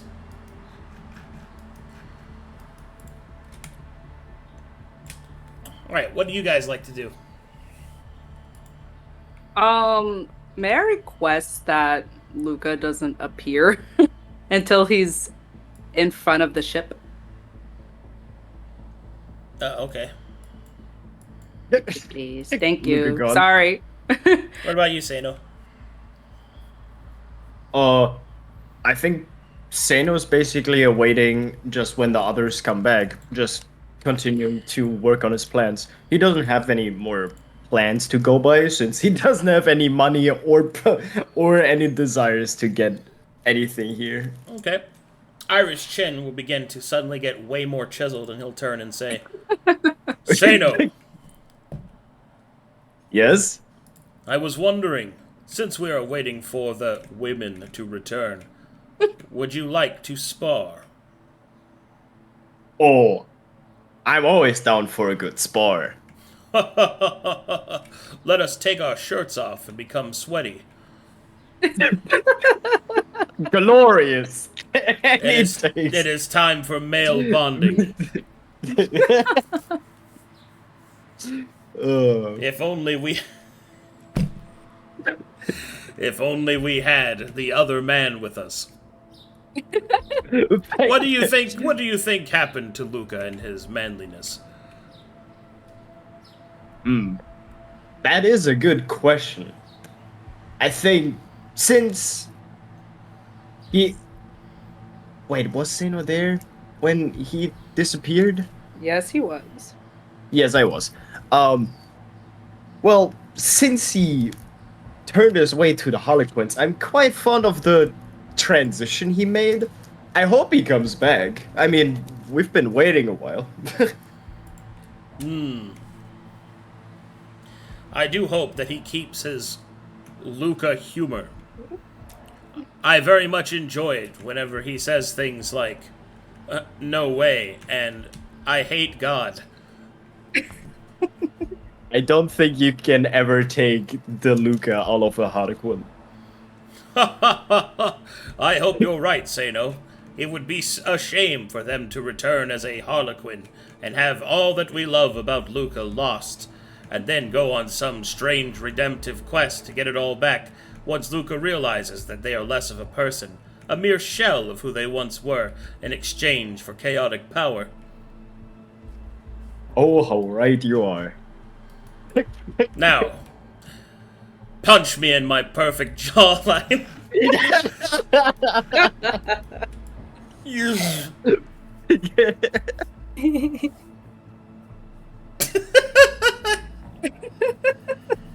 All right. So you're not gonna buy nothing. Well, I'd like to buy the horseshoes as previously discussed, but not any of the the cool new stuff. Okay. All right. Thank you. I'll call a farrier over and they'll start hammering that shit in.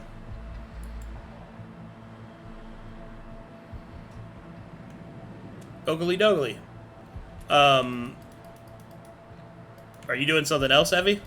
I'm leaving. Oh, okay. You guys doing anything else?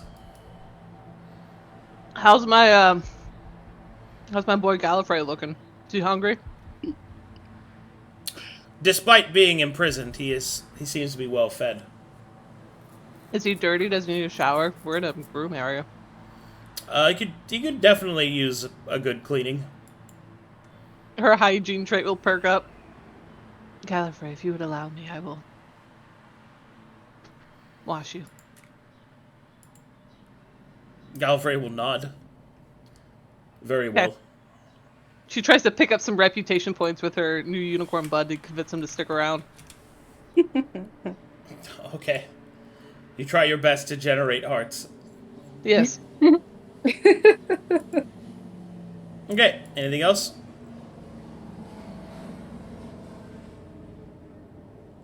Not here, no. Alright, let's do it.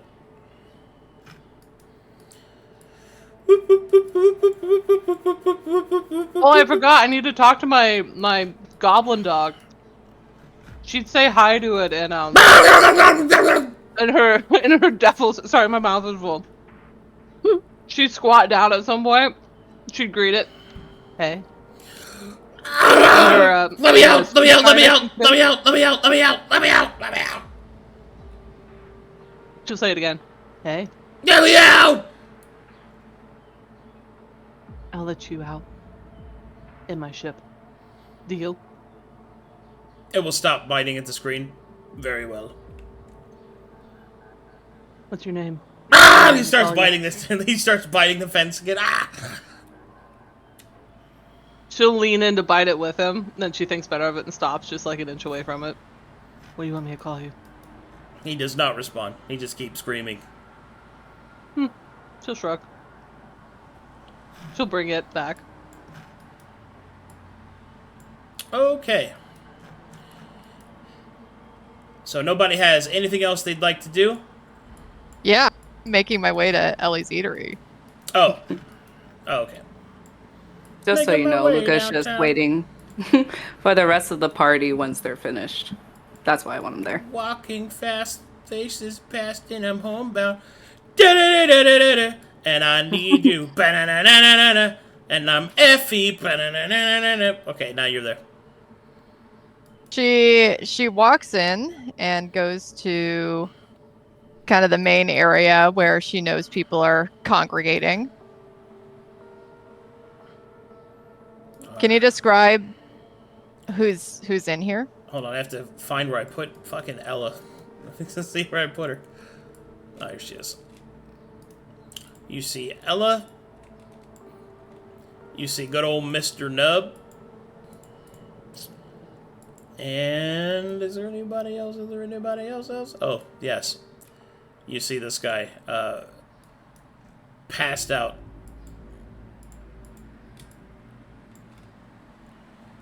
She makes her way and kind of sits at a seat next to Ellie. And she kind of like, she looks a little, Effie looks a little dejected. And she looks up at Ellie. You know of anybody looking for a pilot? Ellie will kind of scratch her neck. I mean, yeah. Plenty of vessels need pilots. Or at least, help with piloting, I suppose. I might be a free agent. All right. Well, what are you looking for exactly? I guess I'm considering a new adventuring group. Okay. And well, my forte is piloting and doing a little rogue stuff. Well, I could ask around if you want one of the same size as the one you was with. But to be honest, I mean, most of the jobs that we have are on hauling freight. I might be able to get you something more exciting on maybe a skirmish vessel on the Rexian side. Like, what is it that you're looking for exactly? Mostly adventuring. I'd prefer not to be with the Rexus Federation, but if you hear of anything, you know how to find me. All right, I'll keep you in mind. I'll have Mr. Nub send you a message if I find anything. She nods towards Mr. Nub. And I guess I'll hang out here for a little bit, if that's okay. That's fine. You want something to drink? Sure. All right, she'll pour you some hard whiskey. She'll absolutely do a shot of that. And then look towards this guy. What's wrong with him? He had too much milk.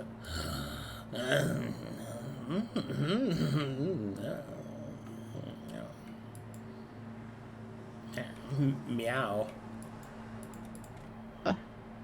Yeah, he's awful. I've had enough with some awful men today. And I guess, and she kind of looks down. One woman.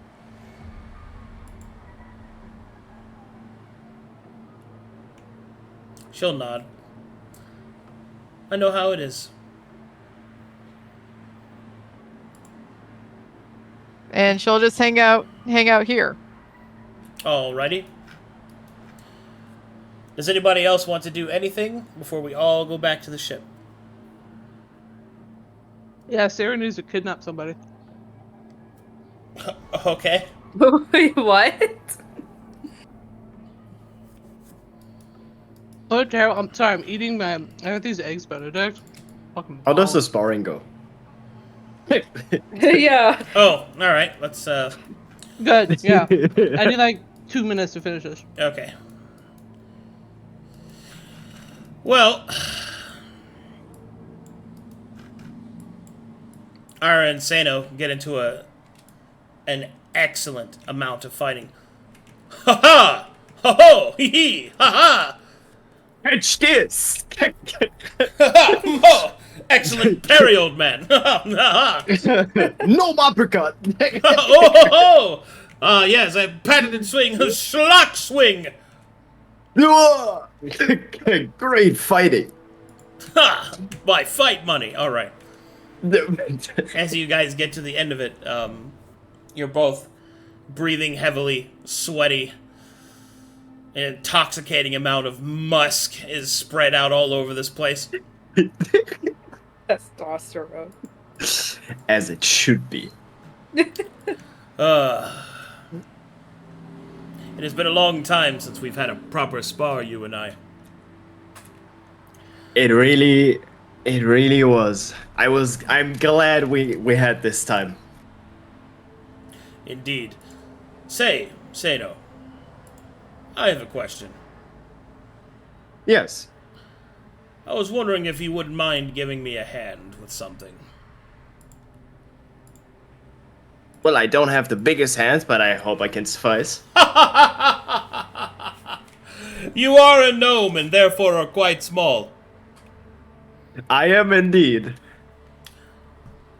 I will admit, I've become somewhat adrift. He'll look listfully off to the left. With shirt off, full sweat. Wind then- blowing. And then he'll say, as wind blows through his hair, I want to do something kind for Maelie. Something romantique. But I'm not very good at those things. I find myself concerned with what our future might be. I know that in the most of regards, Goldenveer mocks her with at least a passing level of amusement. But I wonder, is it truly a right thing to put her through that? Do you think that it is just to expose her to ridicule? I don't think that thinking about a relationship as just or unjust is the right way to think about it. You have to think about what your heart says. What I know Goldenveer is not quite fond of this relationship yet, at least from what I heard of. But I'm sure, since he is so deeply connected to you personal, that he will understand what your heart desires, as your heart is also what shows him your thrive and desire. So it all has to go over time. And if you want to do something kind for Maelie, I think about like what you love about her and get the thing your heart thinks is right.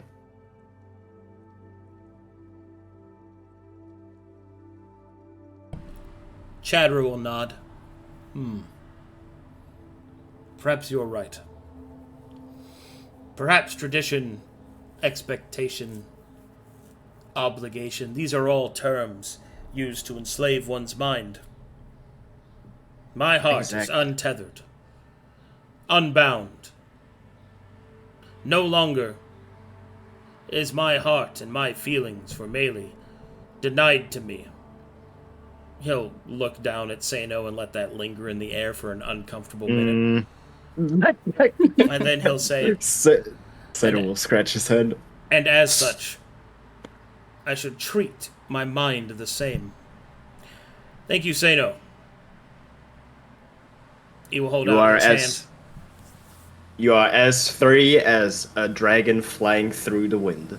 And he will, forcefully, clap his hand and give him grip. a firm... Yeah, exactly. Grip. A firm handshake. There's sparkles around you as you both are top naked and sweaty. Full Metal Alchemist style freaking handshake. Jesus Christ. Alright, good. I'm glad that happened.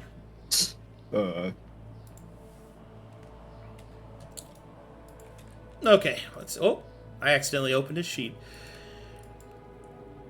Yeah, I've got a quick question as I finalize my shopping. Yeah, what's up? The wands that I buy, do they consume components, or are they just is it pre-programmed into the wand? They're pre-programmed into them. Okay, cool. Thank you.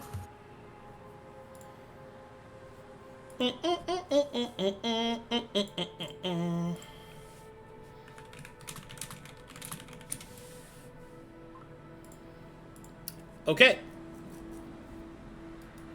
So you two are good.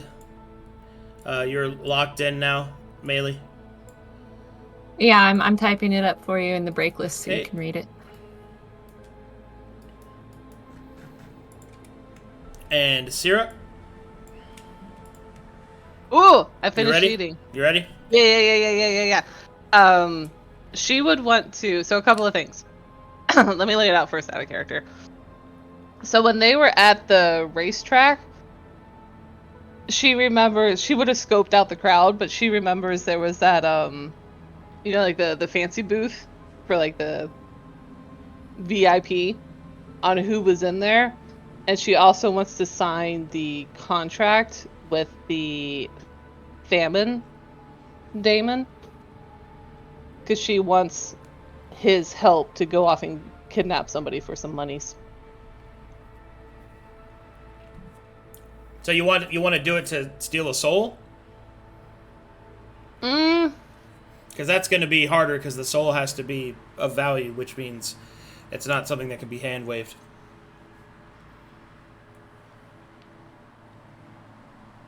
Yes, I think that would probably be the way she'd go about it. Okay. She just bought the unicorn for, was it 33? Yeah. 33? Yeah. She's out to make that minimum and more. Well, 33 too, because she bought the goblin dog too.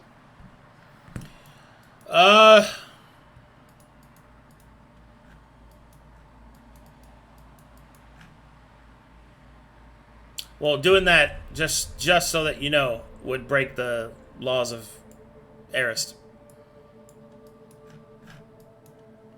Obviously. Mm-hmm. Are you sure you want to do that?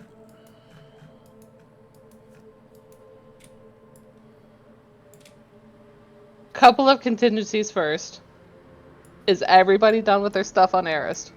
Because she saved it to the end. Yep. Yeah, I'm very nearly done. Everybody else? Effie's not going back to the ship. Why not?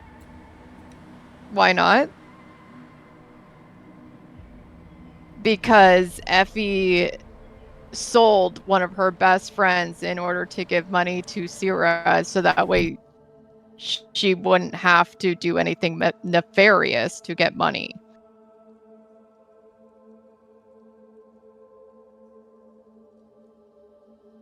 Effie has no idea how much Sera just spent.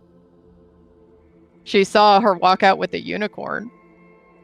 Could have bought that for $1. Effie's pretty smart. That seems like a strong connection to something. That seems pretty meta to me, TBH.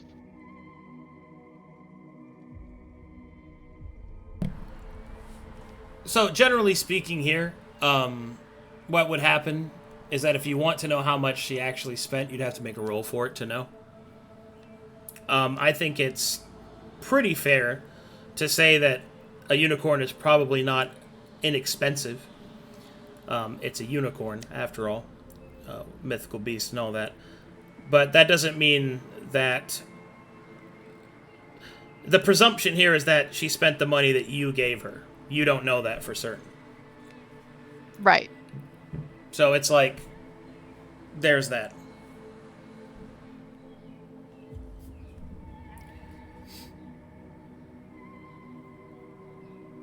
I mean, Effie gave her the money knowing that she had none left and told her not to spend the money that she gave her, knowing that the money was supposed to go to the stock market.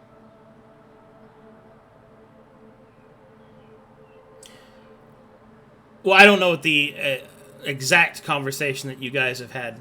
I mean, did you have it on stream? I can go back and watch. But if the exact conversation was that Sera told you that she has no money and therefore that you gave her that because she has no money, then that means that holds pretty good water at that point. But if that wasn't said, then you don't know how much money Sera has, and you gave it to her for the stock market. I mean, it comes down to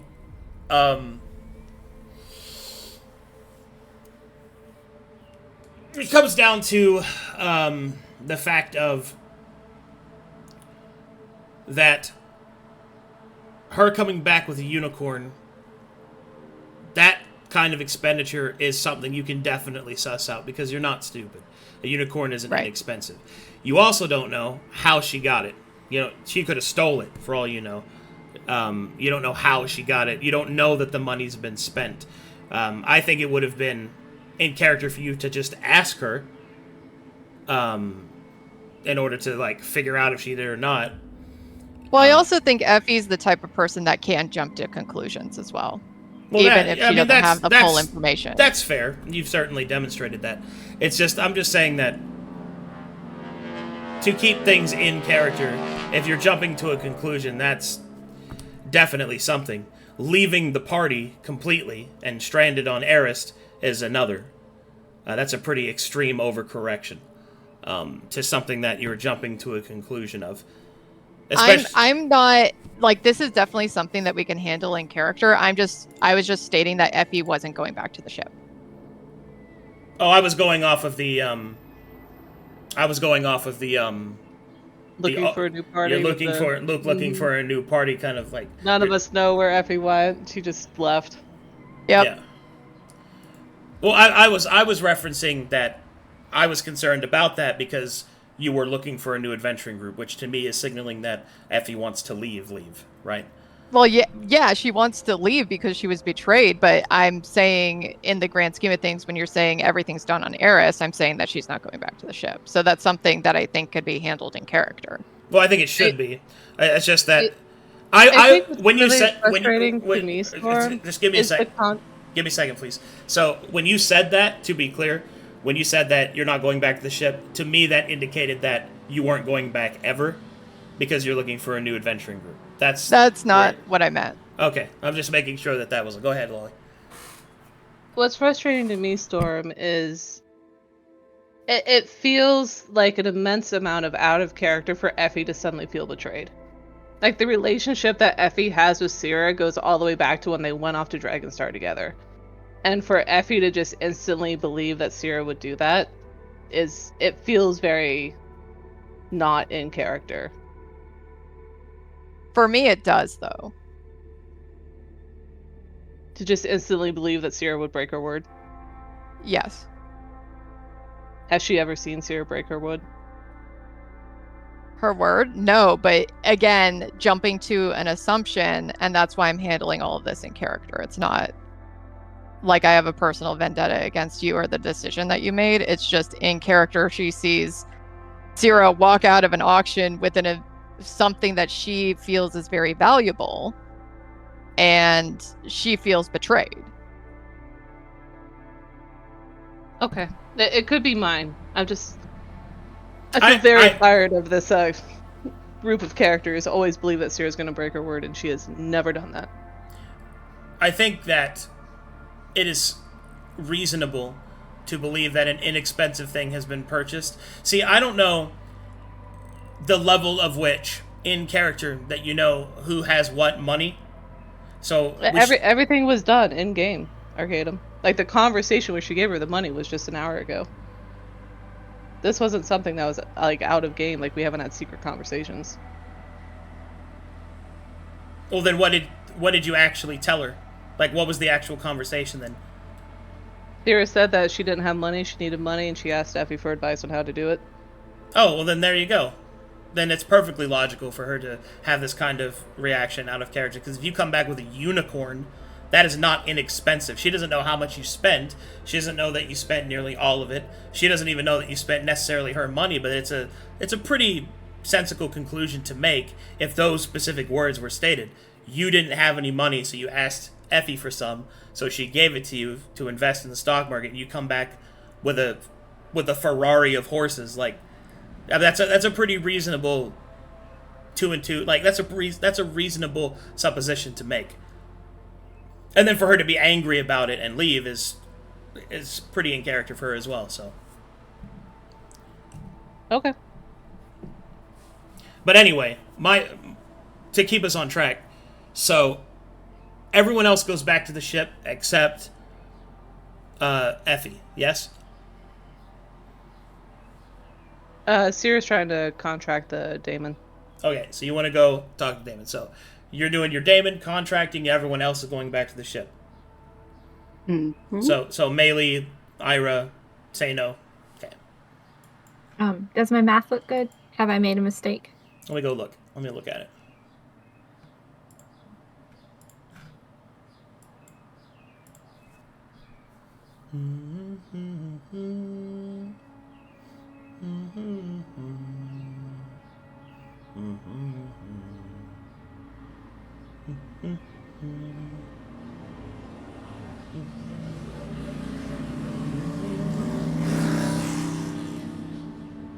Yeah, that looks correct. Yay! Thank you. Looks good to me. Hooray! Alrighty. Here we go. Let's see. Let me grab Sera. Gotta go do some devilry stuff.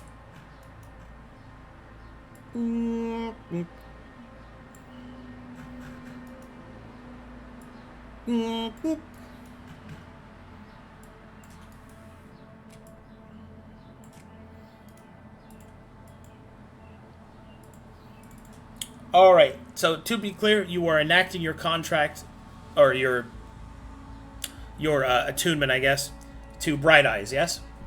Correct. All right. Let me go through his daemon stuff. Make sure I'm not missing nothing.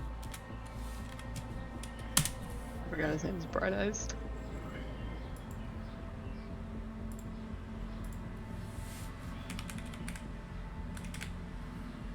Melodaemon.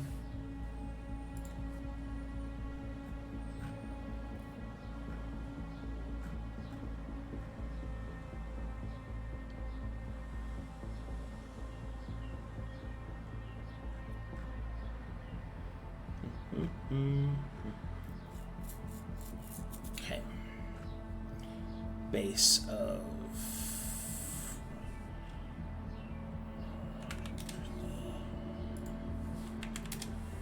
Okay.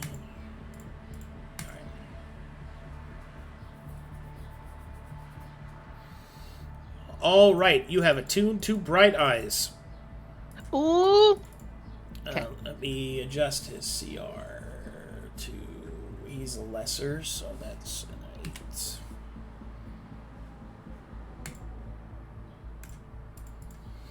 Oakley dokley. So, what is it that you would like to do next? Let me review my notes with this boy. So his payment was a percentage of souls we generate together. He wanted 5% of them. Yep.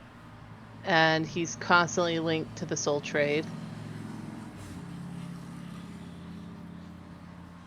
Okay. She would ask him, hey?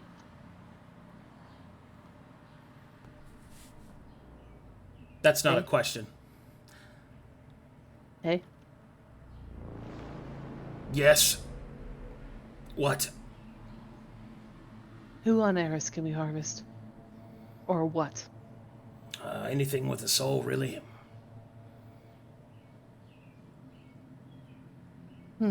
Lowest hanging fruit. Highest value for least amount of effort.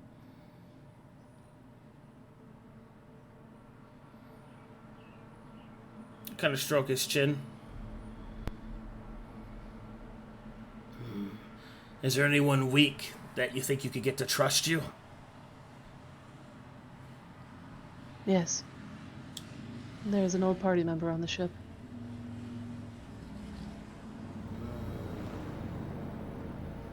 Kind of stroke his head, stroke his chin a little bit.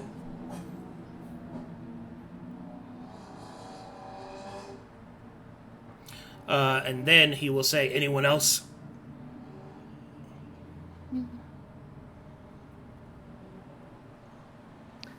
A bunch of gnomes.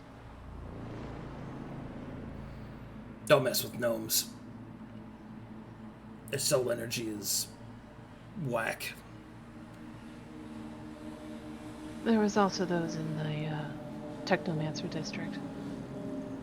There's a shopkeep over there. Weak of will. Weak of will usually means a weak soul.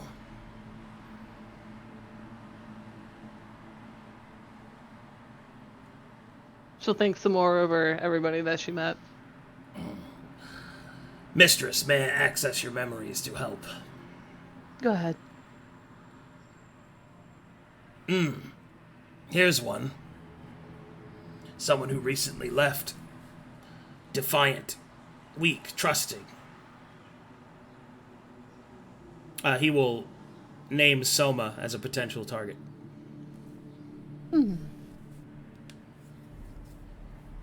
Excellent. She has a group with her as well. A simple reaping ritual should get the job done. She'll nod. Right. I've never done this before. What do I need to do? All you need to do is to convince her to follow you into a circle. I'll take care of the rest.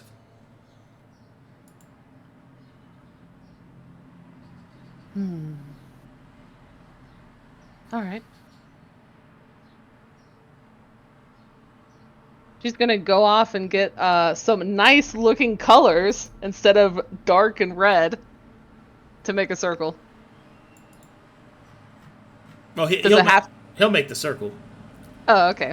Can we make it look not obviously evil? Unfortunately, no. Okay. It always looks evil? Yeah. Is there any type of magic, like illusory magic? She wouldn't have it right now. I'm asking in general. I mean, yeah, there's like hallucinatory terrain, there's major image, things like that. Those types of spells exist. Okay. Okay, so before we go forward with this, are you sure you want to do it? It is very risky. Give me a percentage on how risky. Like 90% doom? Well, it's going to come down to a roll on how you can keep the ritual hidden, using Arcana to avoid detection. So, it's a fairly good chance. I'd say it favors you. I'd say 75-25 maybe. But rolling poorly can get you caught. And I will be straight up with you. Erastian Space Cops, the Astral Legion, if they find out about it, it's unlikely you'll be able to escape. So, She can't just teleport out of there? you can, but they can follow you. The Astral Legion can track teleportation and teleport The with signature? you. Yeah. These are high-level space cops. They can find you. Okay.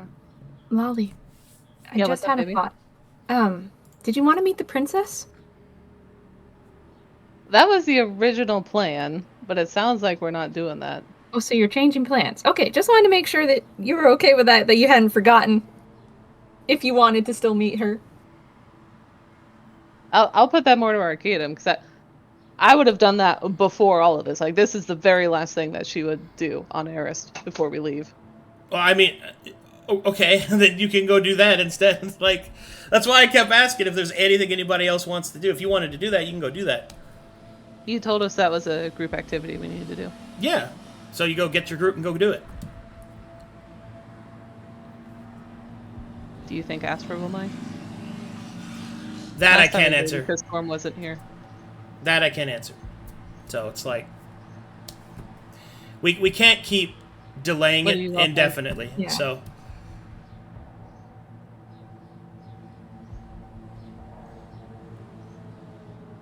What do you all think? Would Astra mind? I don't think so.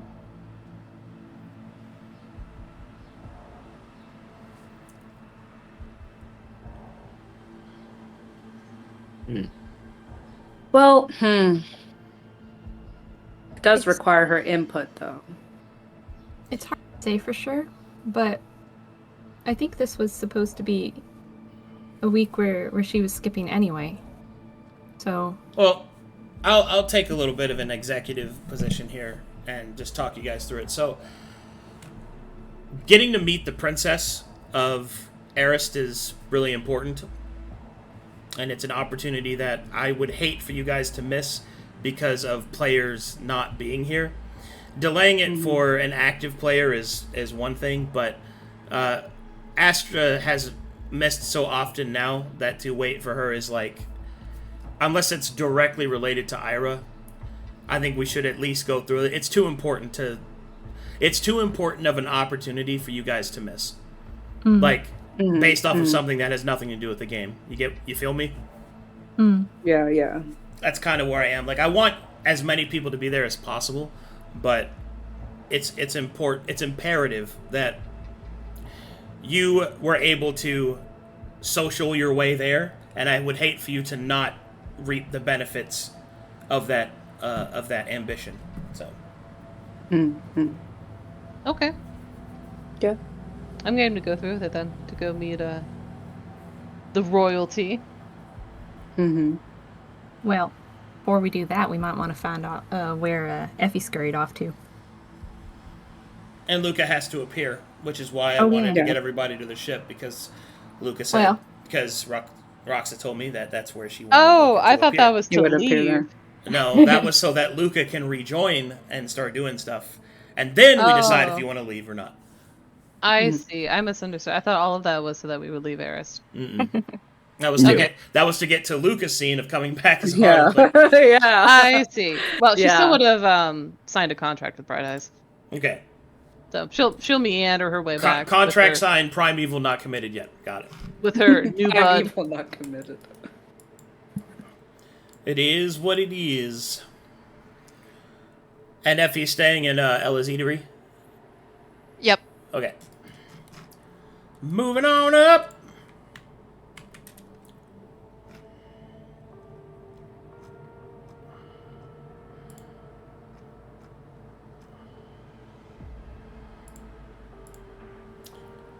Where did I fucking... I always misplace this fucking ship. Like, I think I accidentally put it in a different folder. It's like misplacing a car. There it is.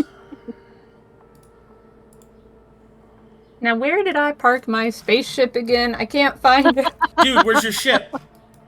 Dude, where's your shark? Where's your ship? We just have so many. We become fleet commanders. Just look in the horizon. It has to be there somewhere. Giga Omega Admiral. Effie. I gotta pee Jack. I'll be right back. I have my headset, but I'll be right back. Damn. Is that the next evolution? Giga Admiral? That's the Giga Admiral. Omega Admiral, yeah. Rising the Giga ranks. Giga Captain Effie, Digivolve to Omega Admiral.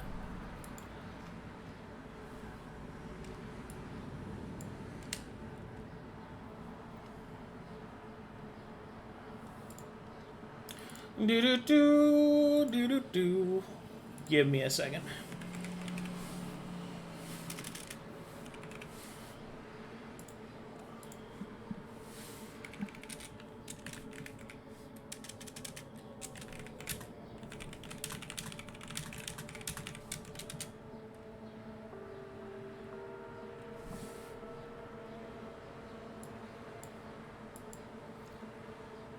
Okay. So everybody gets back, and I forgot Luka. Let me go grab him.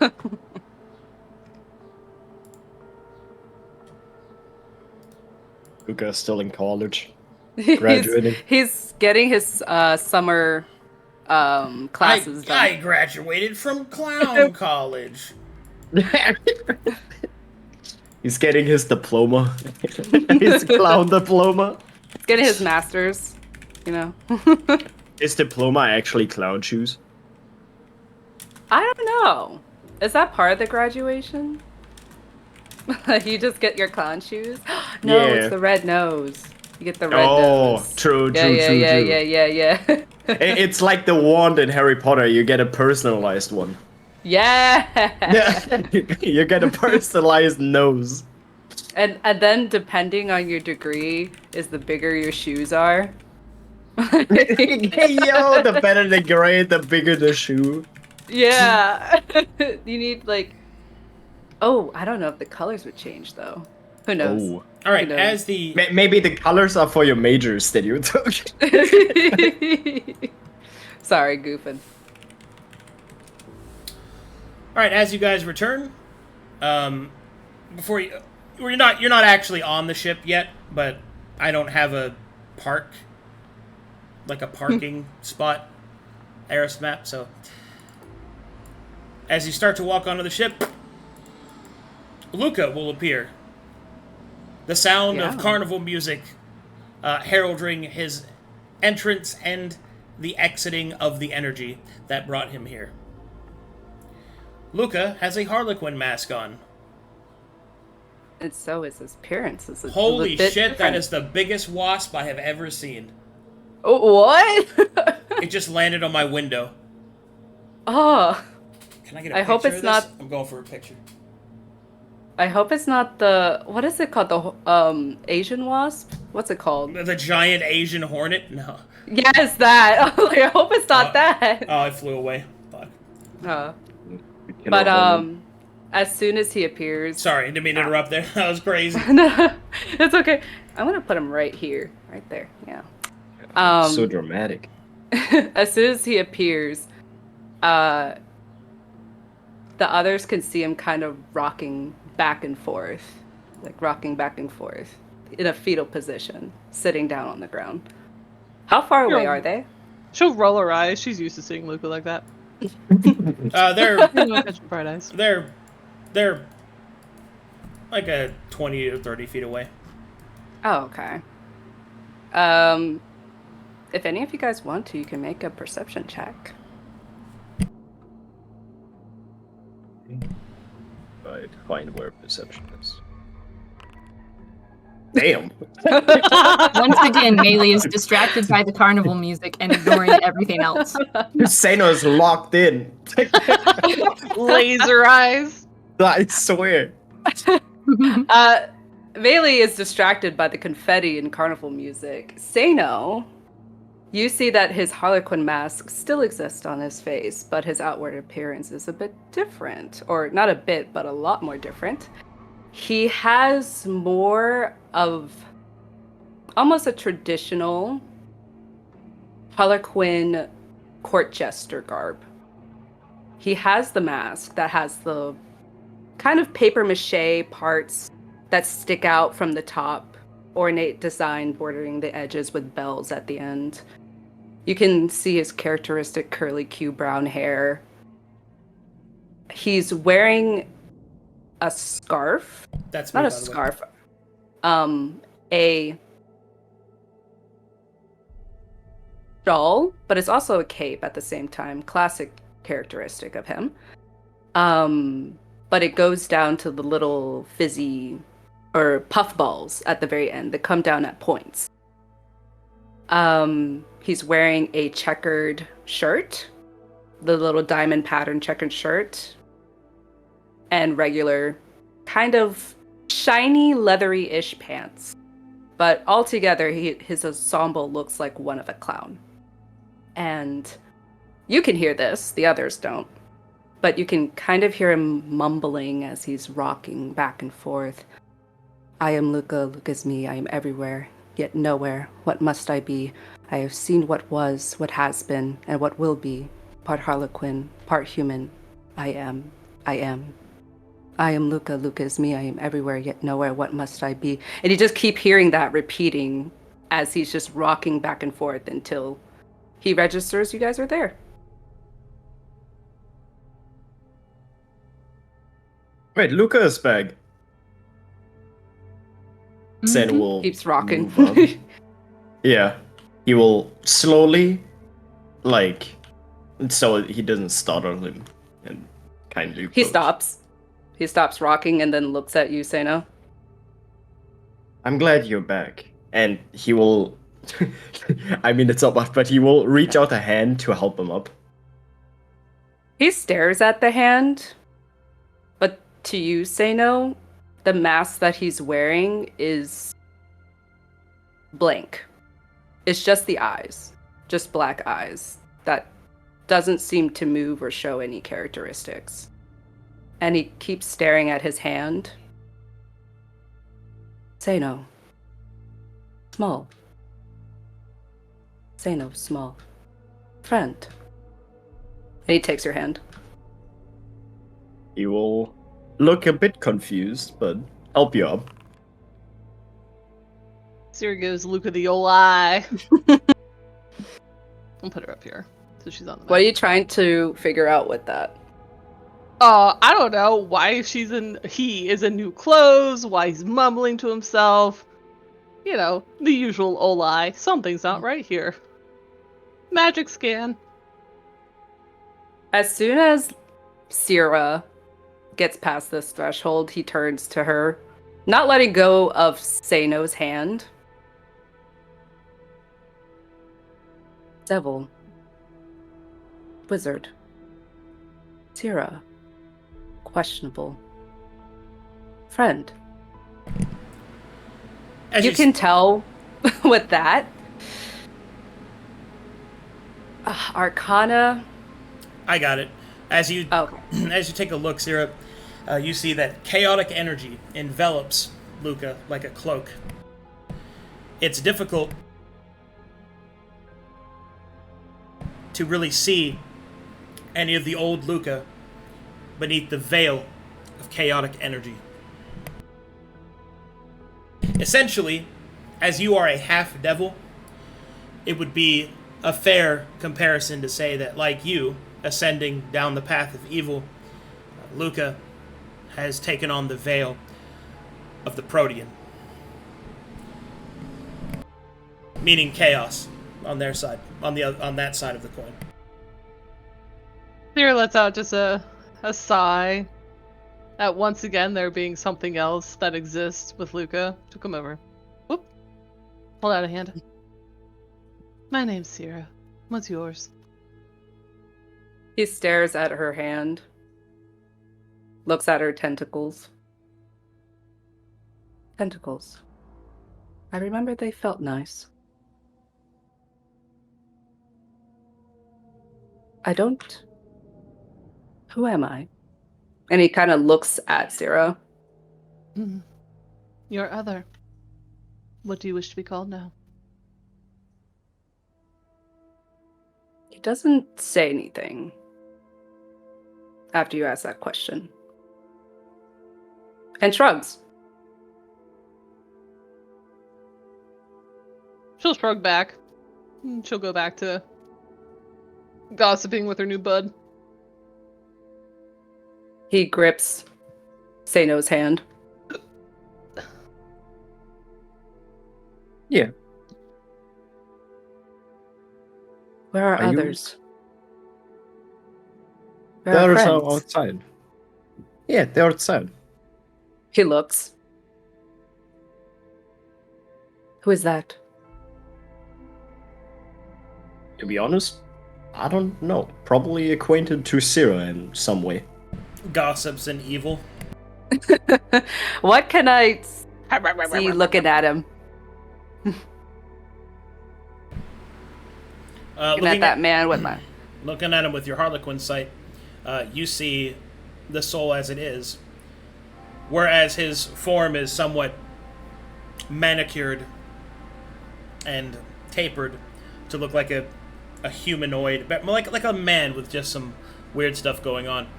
The Harlequin sight reveals what he really is, a jackal-headed daemon. Oh! Yeah. I need to look up what a jackal looks like. Ooh, what does Sera look like? Jackal... demon. It's a Maelie demon. Like, you know what the god Anubis looks like, right? Oh, okay. Yeah. It's kind of like, it's like a knoll daemon. Yeah. Yeah. Okay, I see. And I think I've looked at Sera before. And when you look at Sera, you see Sera's human form just covered in black pustules, like she's, transforming. Okay. But it still looks like her, though. Yeah. Just. Okay. Transformation is not complete. Beep boop beep boop beep. Okay. Luka's grip on Seino's hand just keeps tightening, and he drags him with him all the way down. Okay. Seino's following. I love how many times he manhandled the strongest character in the group. Manhandle. I am the What's strongest that? in the group. Picks up that little baby boy. Looks at Maelie. Maelie gives Luka a kind of dazed smile. Howdy. Welcome back. Hat. Maelie. Friend. Looks at Irha.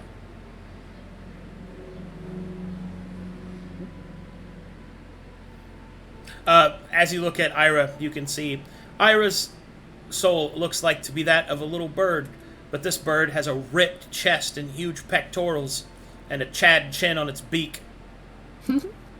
Hello. Wink. Irha. Chiseled bird. Friend. And behind him, you see a fucking dragon. The dragon currently is looking at this character, angrily. Some things never change. Lizard dog. Golden beard. Friend. Rido! What did she say about me? She said you were some kind of lizard dog. I am not a lizard nor a dog. Tell him now. Oh God! Why am I No. upside down? Instead, I will do this. Maelie. Yeah? What's up, Irha? He will pick you up, give you a swirl, and look you right in the eyes and say, "Hey." Already kind of still dazed from the music, she just blushes, bright red. Goldenveer screams, "Stop! Do not riz that peasant!" Establish connection. Relationship. I'm sorry. Courting. That made me laugh. Do not riz that peasant!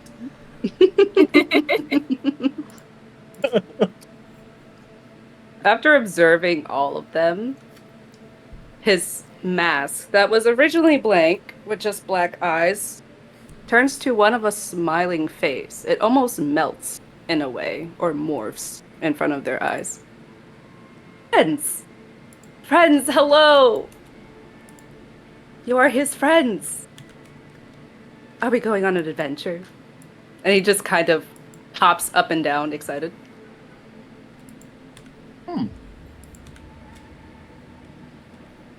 What does Lucas see when he looks at Seino?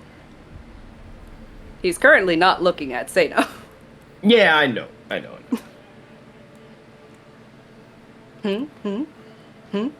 He just It's kind always an adventure, Luka. he kind of looks up at Chadra or whatever, Chad Irha. He'll look down. Sneaks over, moves over to Maelie. Moves over to Sera. She'll grab Luka. Ooh, hug. Tentacle hug. With a 24 to grapple, she'll tentacle Luka up. Close hug. Why? And she'll say to Bright Eyes, Luka is, or was, our cleric. And, I am seems not to have Luka. embraced the Harlequin.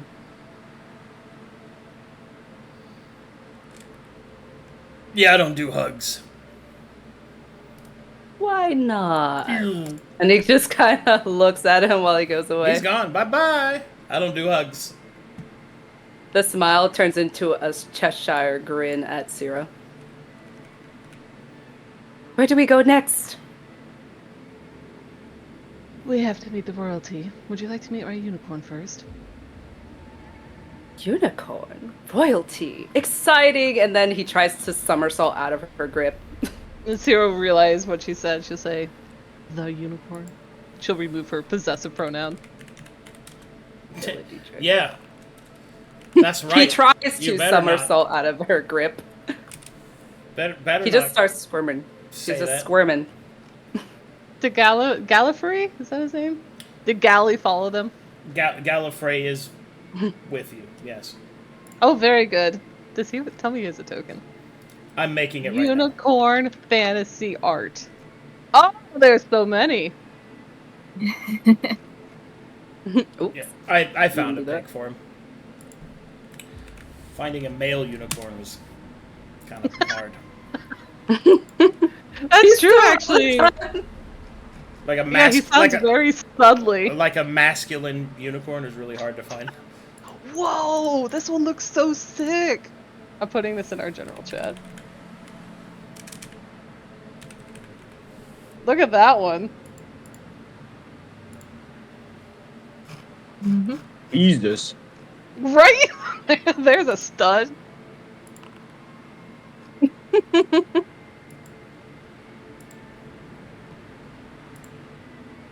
Wow. Is Luka just continuously trying to get out? Yes, that's what he was doing that whole time. and he Sera finally does gets not let free. go. If anything, she just wraps Luka closer. Then roll to contend, I guess. He rolled She'll a 20. smash her cheek against Luka's cheek. Proximity. Proximity. Kissies. Kill it. Eventually he gets out. Unless you try to grip him to not get out. She just keeps a hold of him. For I rolled a 20. very long time. She's got a 24 you gotta beat. A 20, you rolled a 14? It's 14 plus 10, because she's got tentacles. Oh! You gotta keep going, I see. baby! I will not be able to get out of that grasp, I think. Even with a 20, I'll just get to a 21. I know! My very weak wizard has very strong tentacles. He just keeps flailing in your arms as soon as he gets as high as he could go. She'll start flailing him around too. It's like a... Just throwing him around. You know those like carnival rides? Those big circles that just go around really fast and you're standing at the edge of them? Mm-hmm. She'll do that to him. Okay, I found a token for him. Yes! Oh! Mm-hmm. Look at that horn. What? Damn. Ooh, pretty. Cool. That's a sword. Yeah, sword horn. When she does Oh, mention, would you like to meet majestic. the unicorn? She will let Luka go. He falls face down on the ground. She just doesn't drops move. him. He does not move. He's just looking. It's a unicorn. He doesn't really say anything. Alrighty, so Flips over. Rolls up. so at this Looks at point, unicorn. so at this point, you guys want to go see the princess, yeah? Yeah, she would have Mhm. left the unicorn in the ship, unless the unicorn wants to come. No, the And- unicorn will just stay in the ship, I guess. Okay, and she'd also put her goblin dog and let it out in her room, fully expecting it to trash it. Okay. Keep Gallifrey company, okay? Okay. Hello. She'll put Aeon in the ship too, so hopefully Gallifrey has some sort of company. Aeon provides actual oh, hello. Greetings. Hey, how's it going? You guys want to have some fun? Okay. Why do we have so many steeds? A lot of horses in this ship. All High right. level party, we all got mounts at this point. All right. So at this point, what do you guys want to do? You want to go back, and you notice that Effie isn't here. Mm-hmm. Yeah, Seino would have brought it up. Sera would have commented. Where's Effie? Effie. I haven't seen. What did she reveal? Well, she kind of left the stables in a rush, and I figured she had to come back to the ship for something that she might have forgotten or whatnot. But I don't see her here. I don't think she got lost. She showed us that nifty little trick with our what'd she call them? You know, and she points to her wrist. She'll wave the tentacle around as got this thing. Yeah. So I don't think she's lost, but I don't know where she is. Effie. Oh. Who is Wait. Effie? I think these Giga things ping her or some such, like send her Yeah, a we can- message. She gave us all names. We can ask Arcana. I think Seino has the best idea. I'd forgotten how to use this. You can maybe show us where she is. Or ping her, I don't know.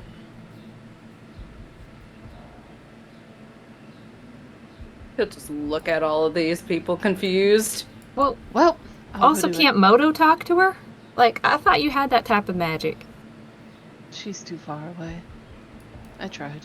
All right, Seino, go ahead. Yeah, Seino would go up to the... APB for a Giga Captain. Do. Time to spam ping.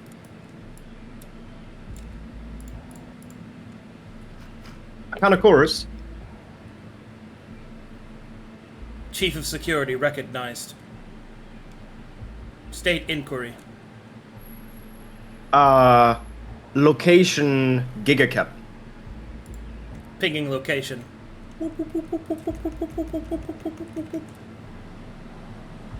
It will show you the coordinates.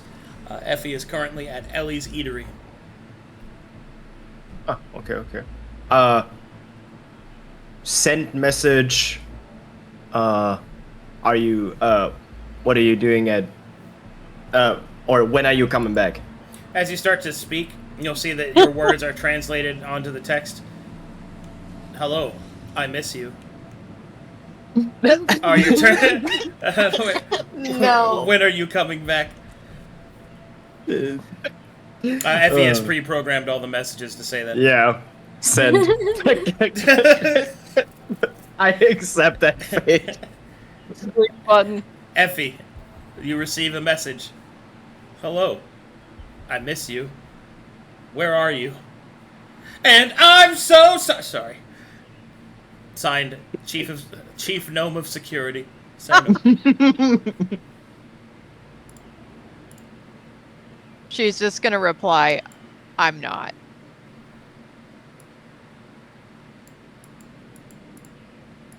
It just says,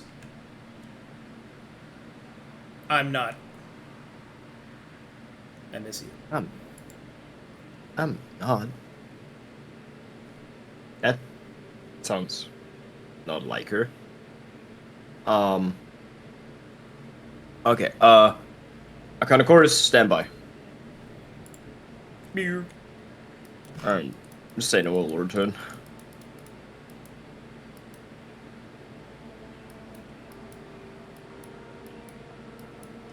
And he will update all people. Effie seems to be at Ellie's Eatery. But it was weird. I asked her when she's going to come back to the ship, or when she's planning to. And she just said, I'm not.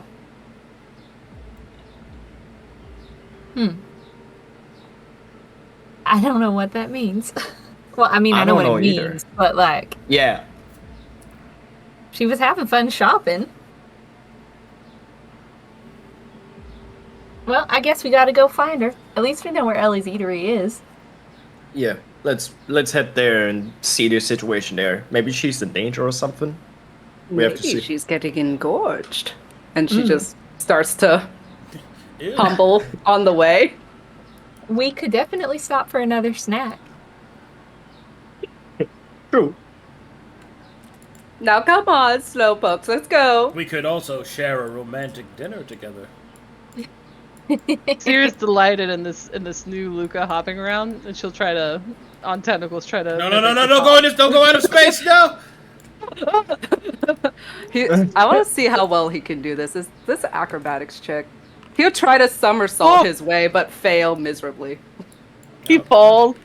All right, But he rolls. So where do you guys go? We're going to the eatery, right? Okay. Yeah. I figured as much. En route to the palace, I think, is what we're trying to do. Yeah. All right. Here we Pick go. Effie up and then go to the palace. To the palace by way of the eatery. All right, you guys arrive at the eatery.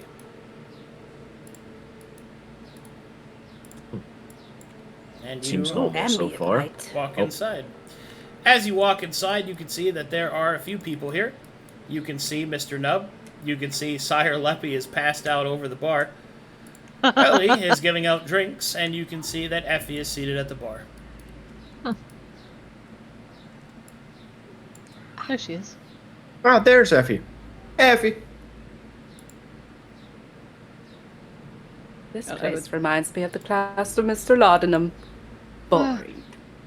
She'll hook an arm around Luka to try to guide Luka up towards up towards the bar. You seem to like to accost me a lot. You're pretty Looks squishy. at one. Looks at Effie. And he stands still as he's looking at her. Hey, Effie. Found Luka. Well, what was Luka? Yeah, Luka came back. If he does not Effie. address Sera. Engorged. Friend. Perches on chair. Maelie whispers, Effie, all good? Was the stench of the stable getting to you or something? I mean, Maelie, I have a pretty strong stomach. You remember Charles? Well, yeah. He had a worse smell than the stable. Can't say I noticed. But, I grew up in a in a rather smelly place, so. Well, okay. You feeling better now? I mean, Maelie, there's not really feeling better. I feel betrayed. Oh, gosh. Was it me again? Not you. I've forgiven you for that. She relievedly sighs. Phew. Wait then. Who did betray you? She kind of goes back to her tall drink of whiskey and kind of just sips on it quietly.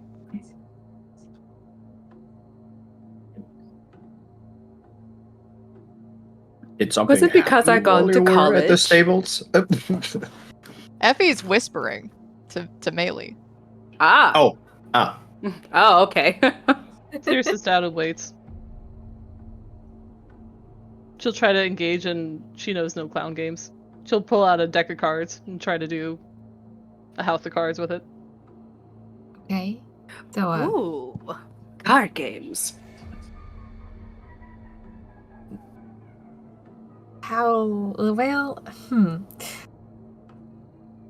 we were hoping to go see the princess, and we'd like you to come with us. But maybe this is, something important to handle first? Do you want to talk about it or try and work it out? Maelie tries to ambassador you.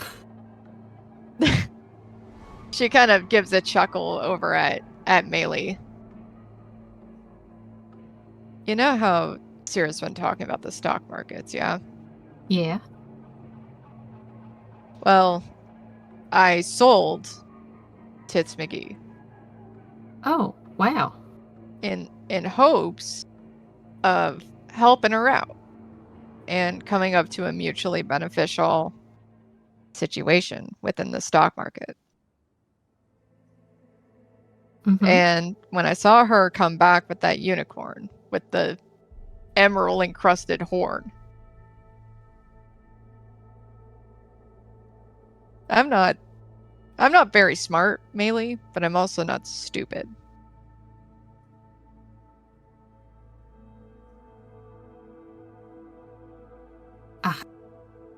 Well, you didn't really ask her about it.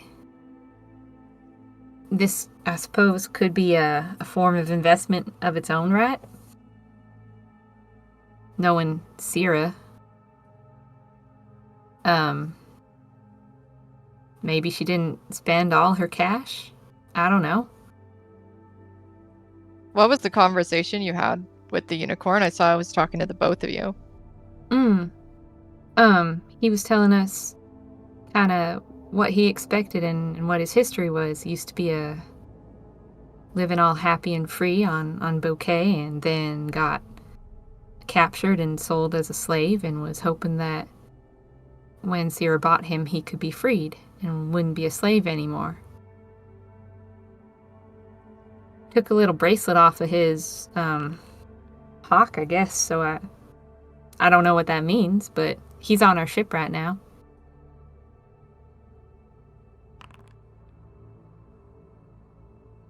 So she bought the unicorn and then set it free. Presumably, yeah. She kind of nods and goes back to sipping her whiskey. If you were wanting that money for the stock market, I'm not the best at the mathematics. Seino here is better, but I've still got a little bit of gold left over from shopping. Would you like what I can spare? No, Maelie, this isn't on you. Well, no, but I'd like to help if I could.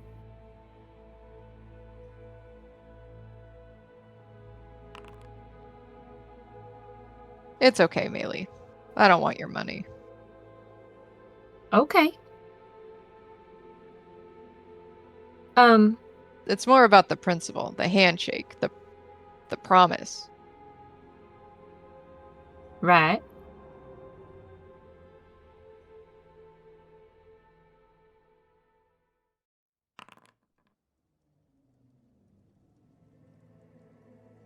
Well, I found the best thing to do if you've got beef with somebody is to bring it up and talk to him about it, confront him, as it were.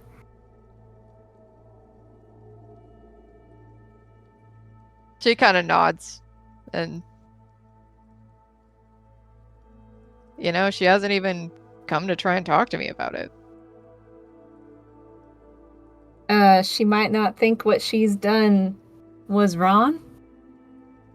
Or she could just be keeping secrets. Wouldn't surprise me. This team is full of situations like that, you know. She kind of nods. Yeah, you're right.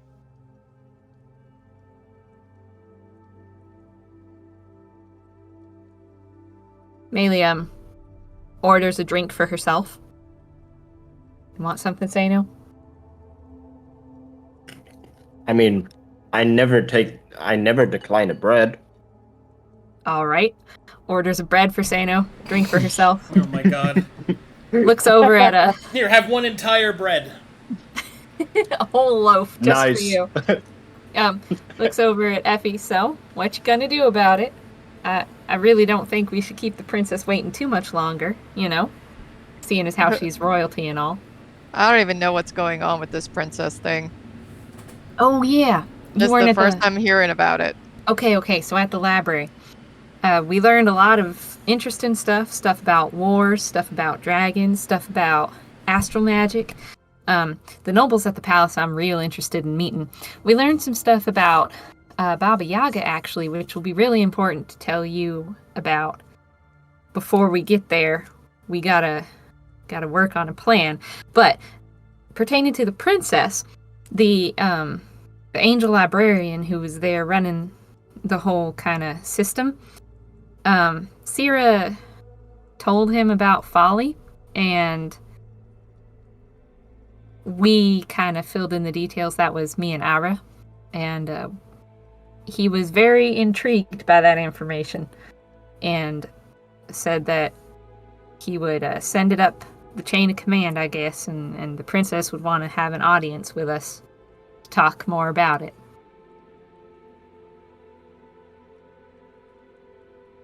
She kind of nods. Well, that's a pretty good thing. I guess you kind of brokered. Diplomat, Sure. Maelie. Yeah. She swivels in her chair and stands up. And she comes over in here. Sera, we need to talk. Sera gets an eye full of boobs. Oh. Hey? Oh. I was Effie being losing anyway. gauche.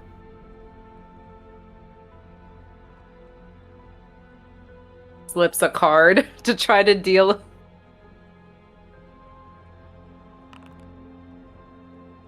Sera doesn't participate. She waits for Effie to respond. I don't know what you said. Oh! Sorry, let me say it louder. Hey? I was losing anyway.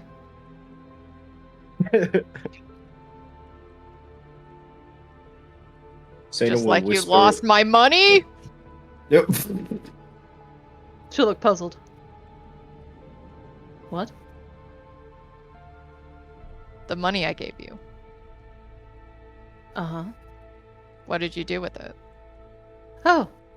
I made a preemptive purchase. But don't worry. The plan is still on. I gave my word. That money was supposed to be spent on the stock market. Money is money, Effie. If it had sentimental value, then it should be worth more. How do you plan to get the rest of the money? She'll just smile at her. Do you want to know? Or would you prefer to not know? 'Cause I if you want to know. Equicuse knows. I'm probably going to eat somebody.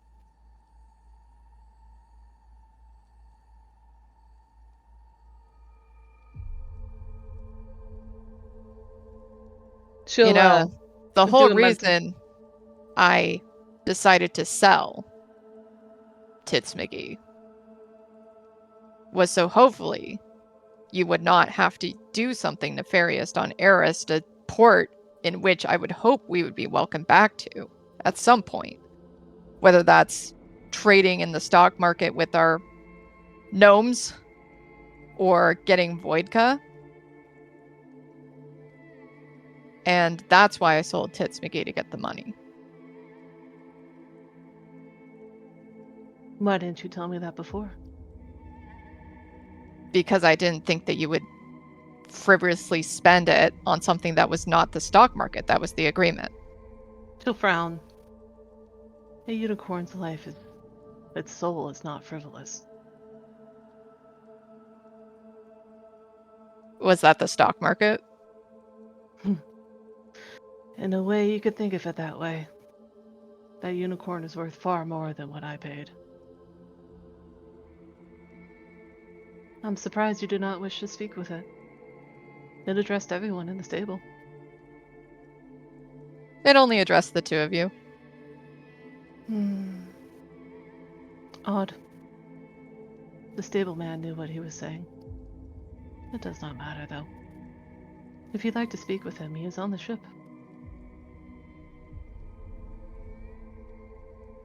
It's not about the purchase, Sera. It's about the agreement that we had.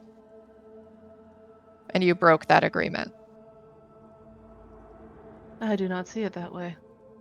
Our agreement is the investment in the stock market. We would talk about the dividends together and what to do with them. Right, and now you're planning to eat somebody in order to get the money back. Yes, that was not part of the agreement.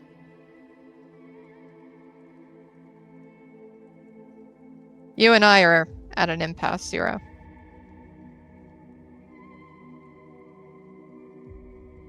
She'll cock her head to the side. I do not see it that way, but if you do, what would you like to do?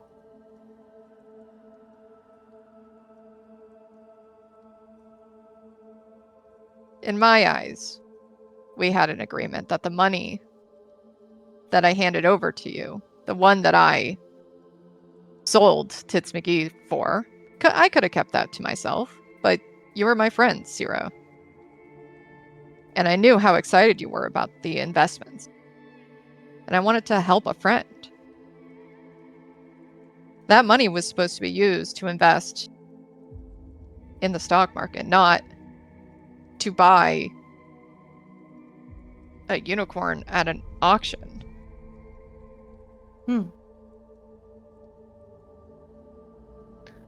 You would rather I make a hard investment than free the soul of someone who does not die in suffering.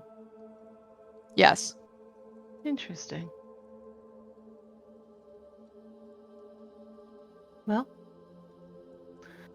I'm not powerful enough to change the past, and I do not see it as I broke my word for... I would know, Effie, if I broke my word.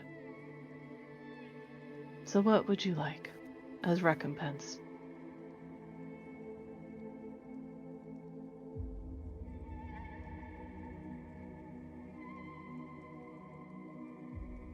I think we just leave. I don't think that there's an investment in the stock market anymore. I understand if you do not wish for me to risk the reputation of the group of us. I know that is a lesson you learned quite harshly. If you wish, I'll refrain from activities that could risk us here.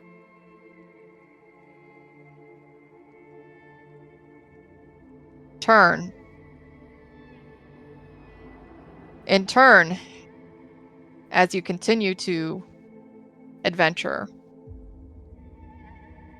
or as a group, we continue to adventure, you shall repay me the gold without any souls being consumed or people being eaten.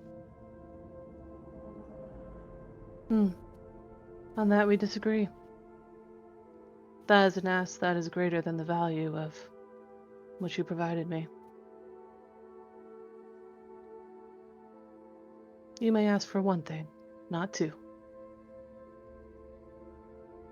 That's where we disagree.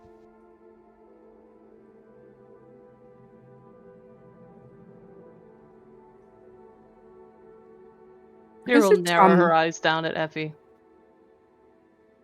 I believe you are trying to, take advantage of a situation. And you used the word friend earlier. Is that what I am to you? I thought you were. Then why is this such an ordeal for you? In which part? To me, 35,000 gold, which I did not spend in its entirety, is worth little in the deeds that we have achieved together. Let us not forget what you hold in your pocket.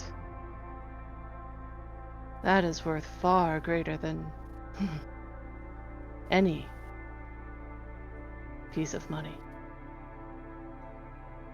She looks down at her vagina flaps, her labia peeling out of her suit. That's probably not what she meant. I'm sorry.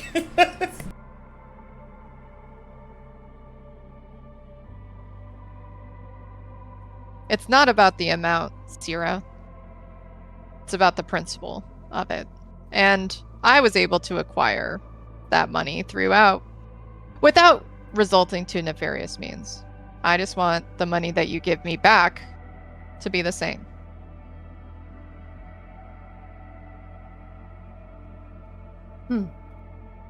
So you think freeing the soul of a unicorn,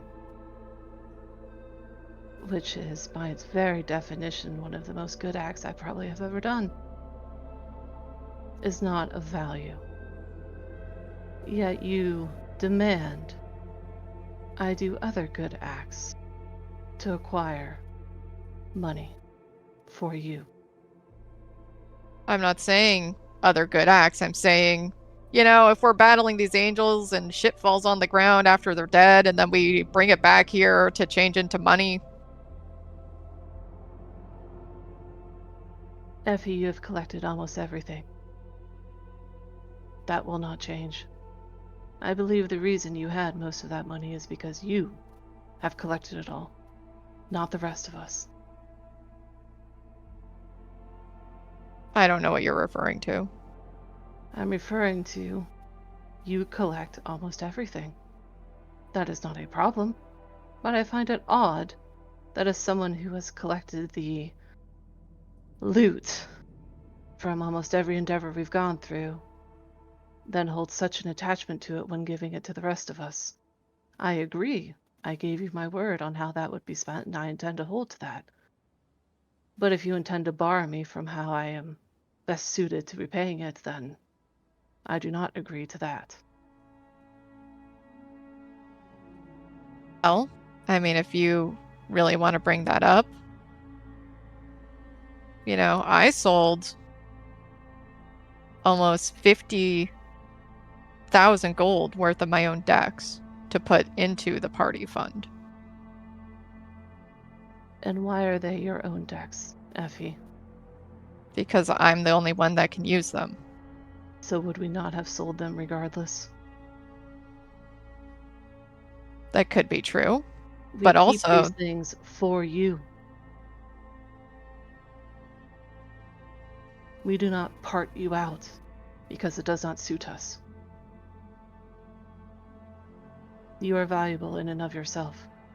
You're an equal member of this team. Yet what you seem to be doing here with me is holding yourself of higher value. and this is where we disagree, Sera.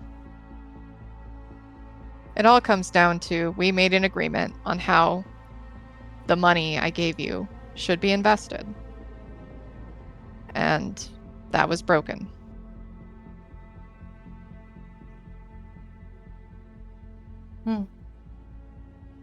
Sera will analyze her inner corruption to see if she feels any traces of word breakage. She doesn't feel anything. Well, Effie.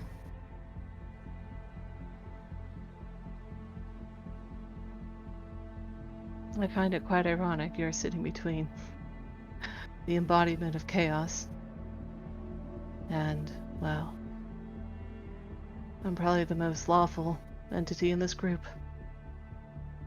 I think it's very fitting.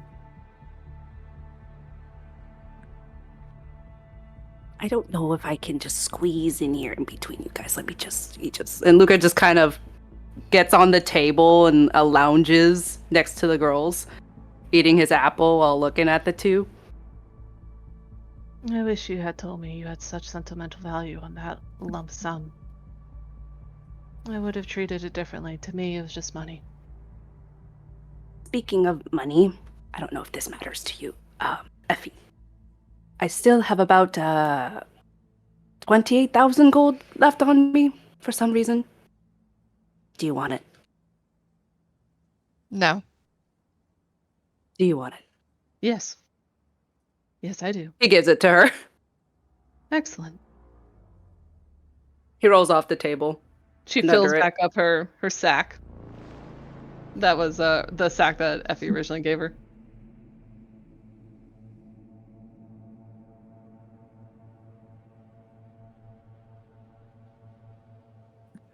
Welcome. I'm not quite sure what to say, Effie. I intend to still invest in the stock market. And she'll wiggle the sack, deem to have enough to do that. I am sorry that you feel I broke our agreement. I do not think I have, and I intend to uphold it, unless you wish to make it null.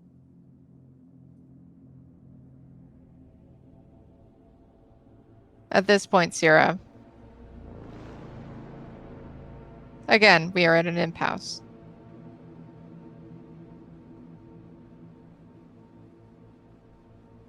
what it comes down to is I held you at your word of what you would do with the money that I gave you, and that wasn't upheld. She'll just shrug, if that's the way you choose to see it. I do, and maybe it's my naivety of trusting a friend to not have to go into specifics. And that's something that I will learn from this exchange, Sera. But you and I see this differently. Indeed we do. Money is money. I had assumed as well that a thief would know that more than I.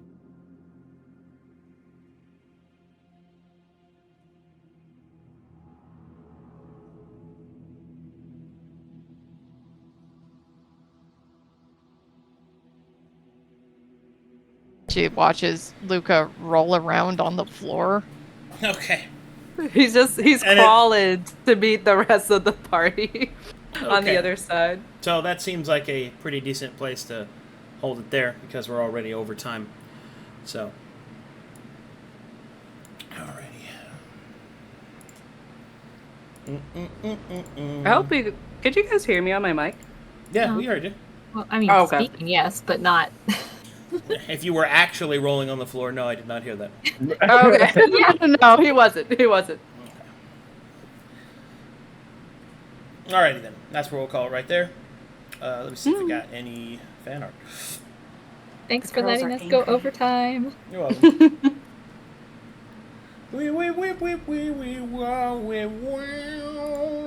Wow. Wow. Woo. Wow. Wow. I really like Harlequin, or Clown, really. Clown Luka. Clown. Squeeze in there. Oh, we got one. We got a shit post. Updating your intro. Oh yeah. No, we got a shit post. Your post. And actual Shit art, post. too. Let's see what we got here.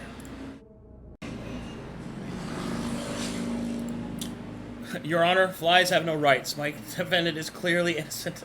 Oh my gosh, is that spider lawyer? Spider lawyer. Yep. Yeah. Look at the glasses. Poor. I love it. I love it. I'm not poor. I think I'm Effie's in the back. Yes, also. The golden fear adjust glasses. Poor. Oh my god. And, yes. This. Yes. Yes. Of course. The glorious headshake. Yeah. I need to tell you how much money you got from him. I need a full comic of Spider Lawyer. Your Honor, flies have no rights. My defendant is clearly innocent. Amazing. Rejected, webbed. I have Alright. weird things in my inventory, so I think these were old soul. I have 4 EP and 40 SP. That's electrum this is- pieces and silver pieces. I think this is from when we were doing the soul coins. Yeah. Alrighty. Good talk, everybody. Good game. I'm gonna go ahead and wrap it up here. I gotta get ready for a dark sermon. It starts in an hour and a half. So. Oh. Bye, everybody. Okay. I'll see you next time. Bye.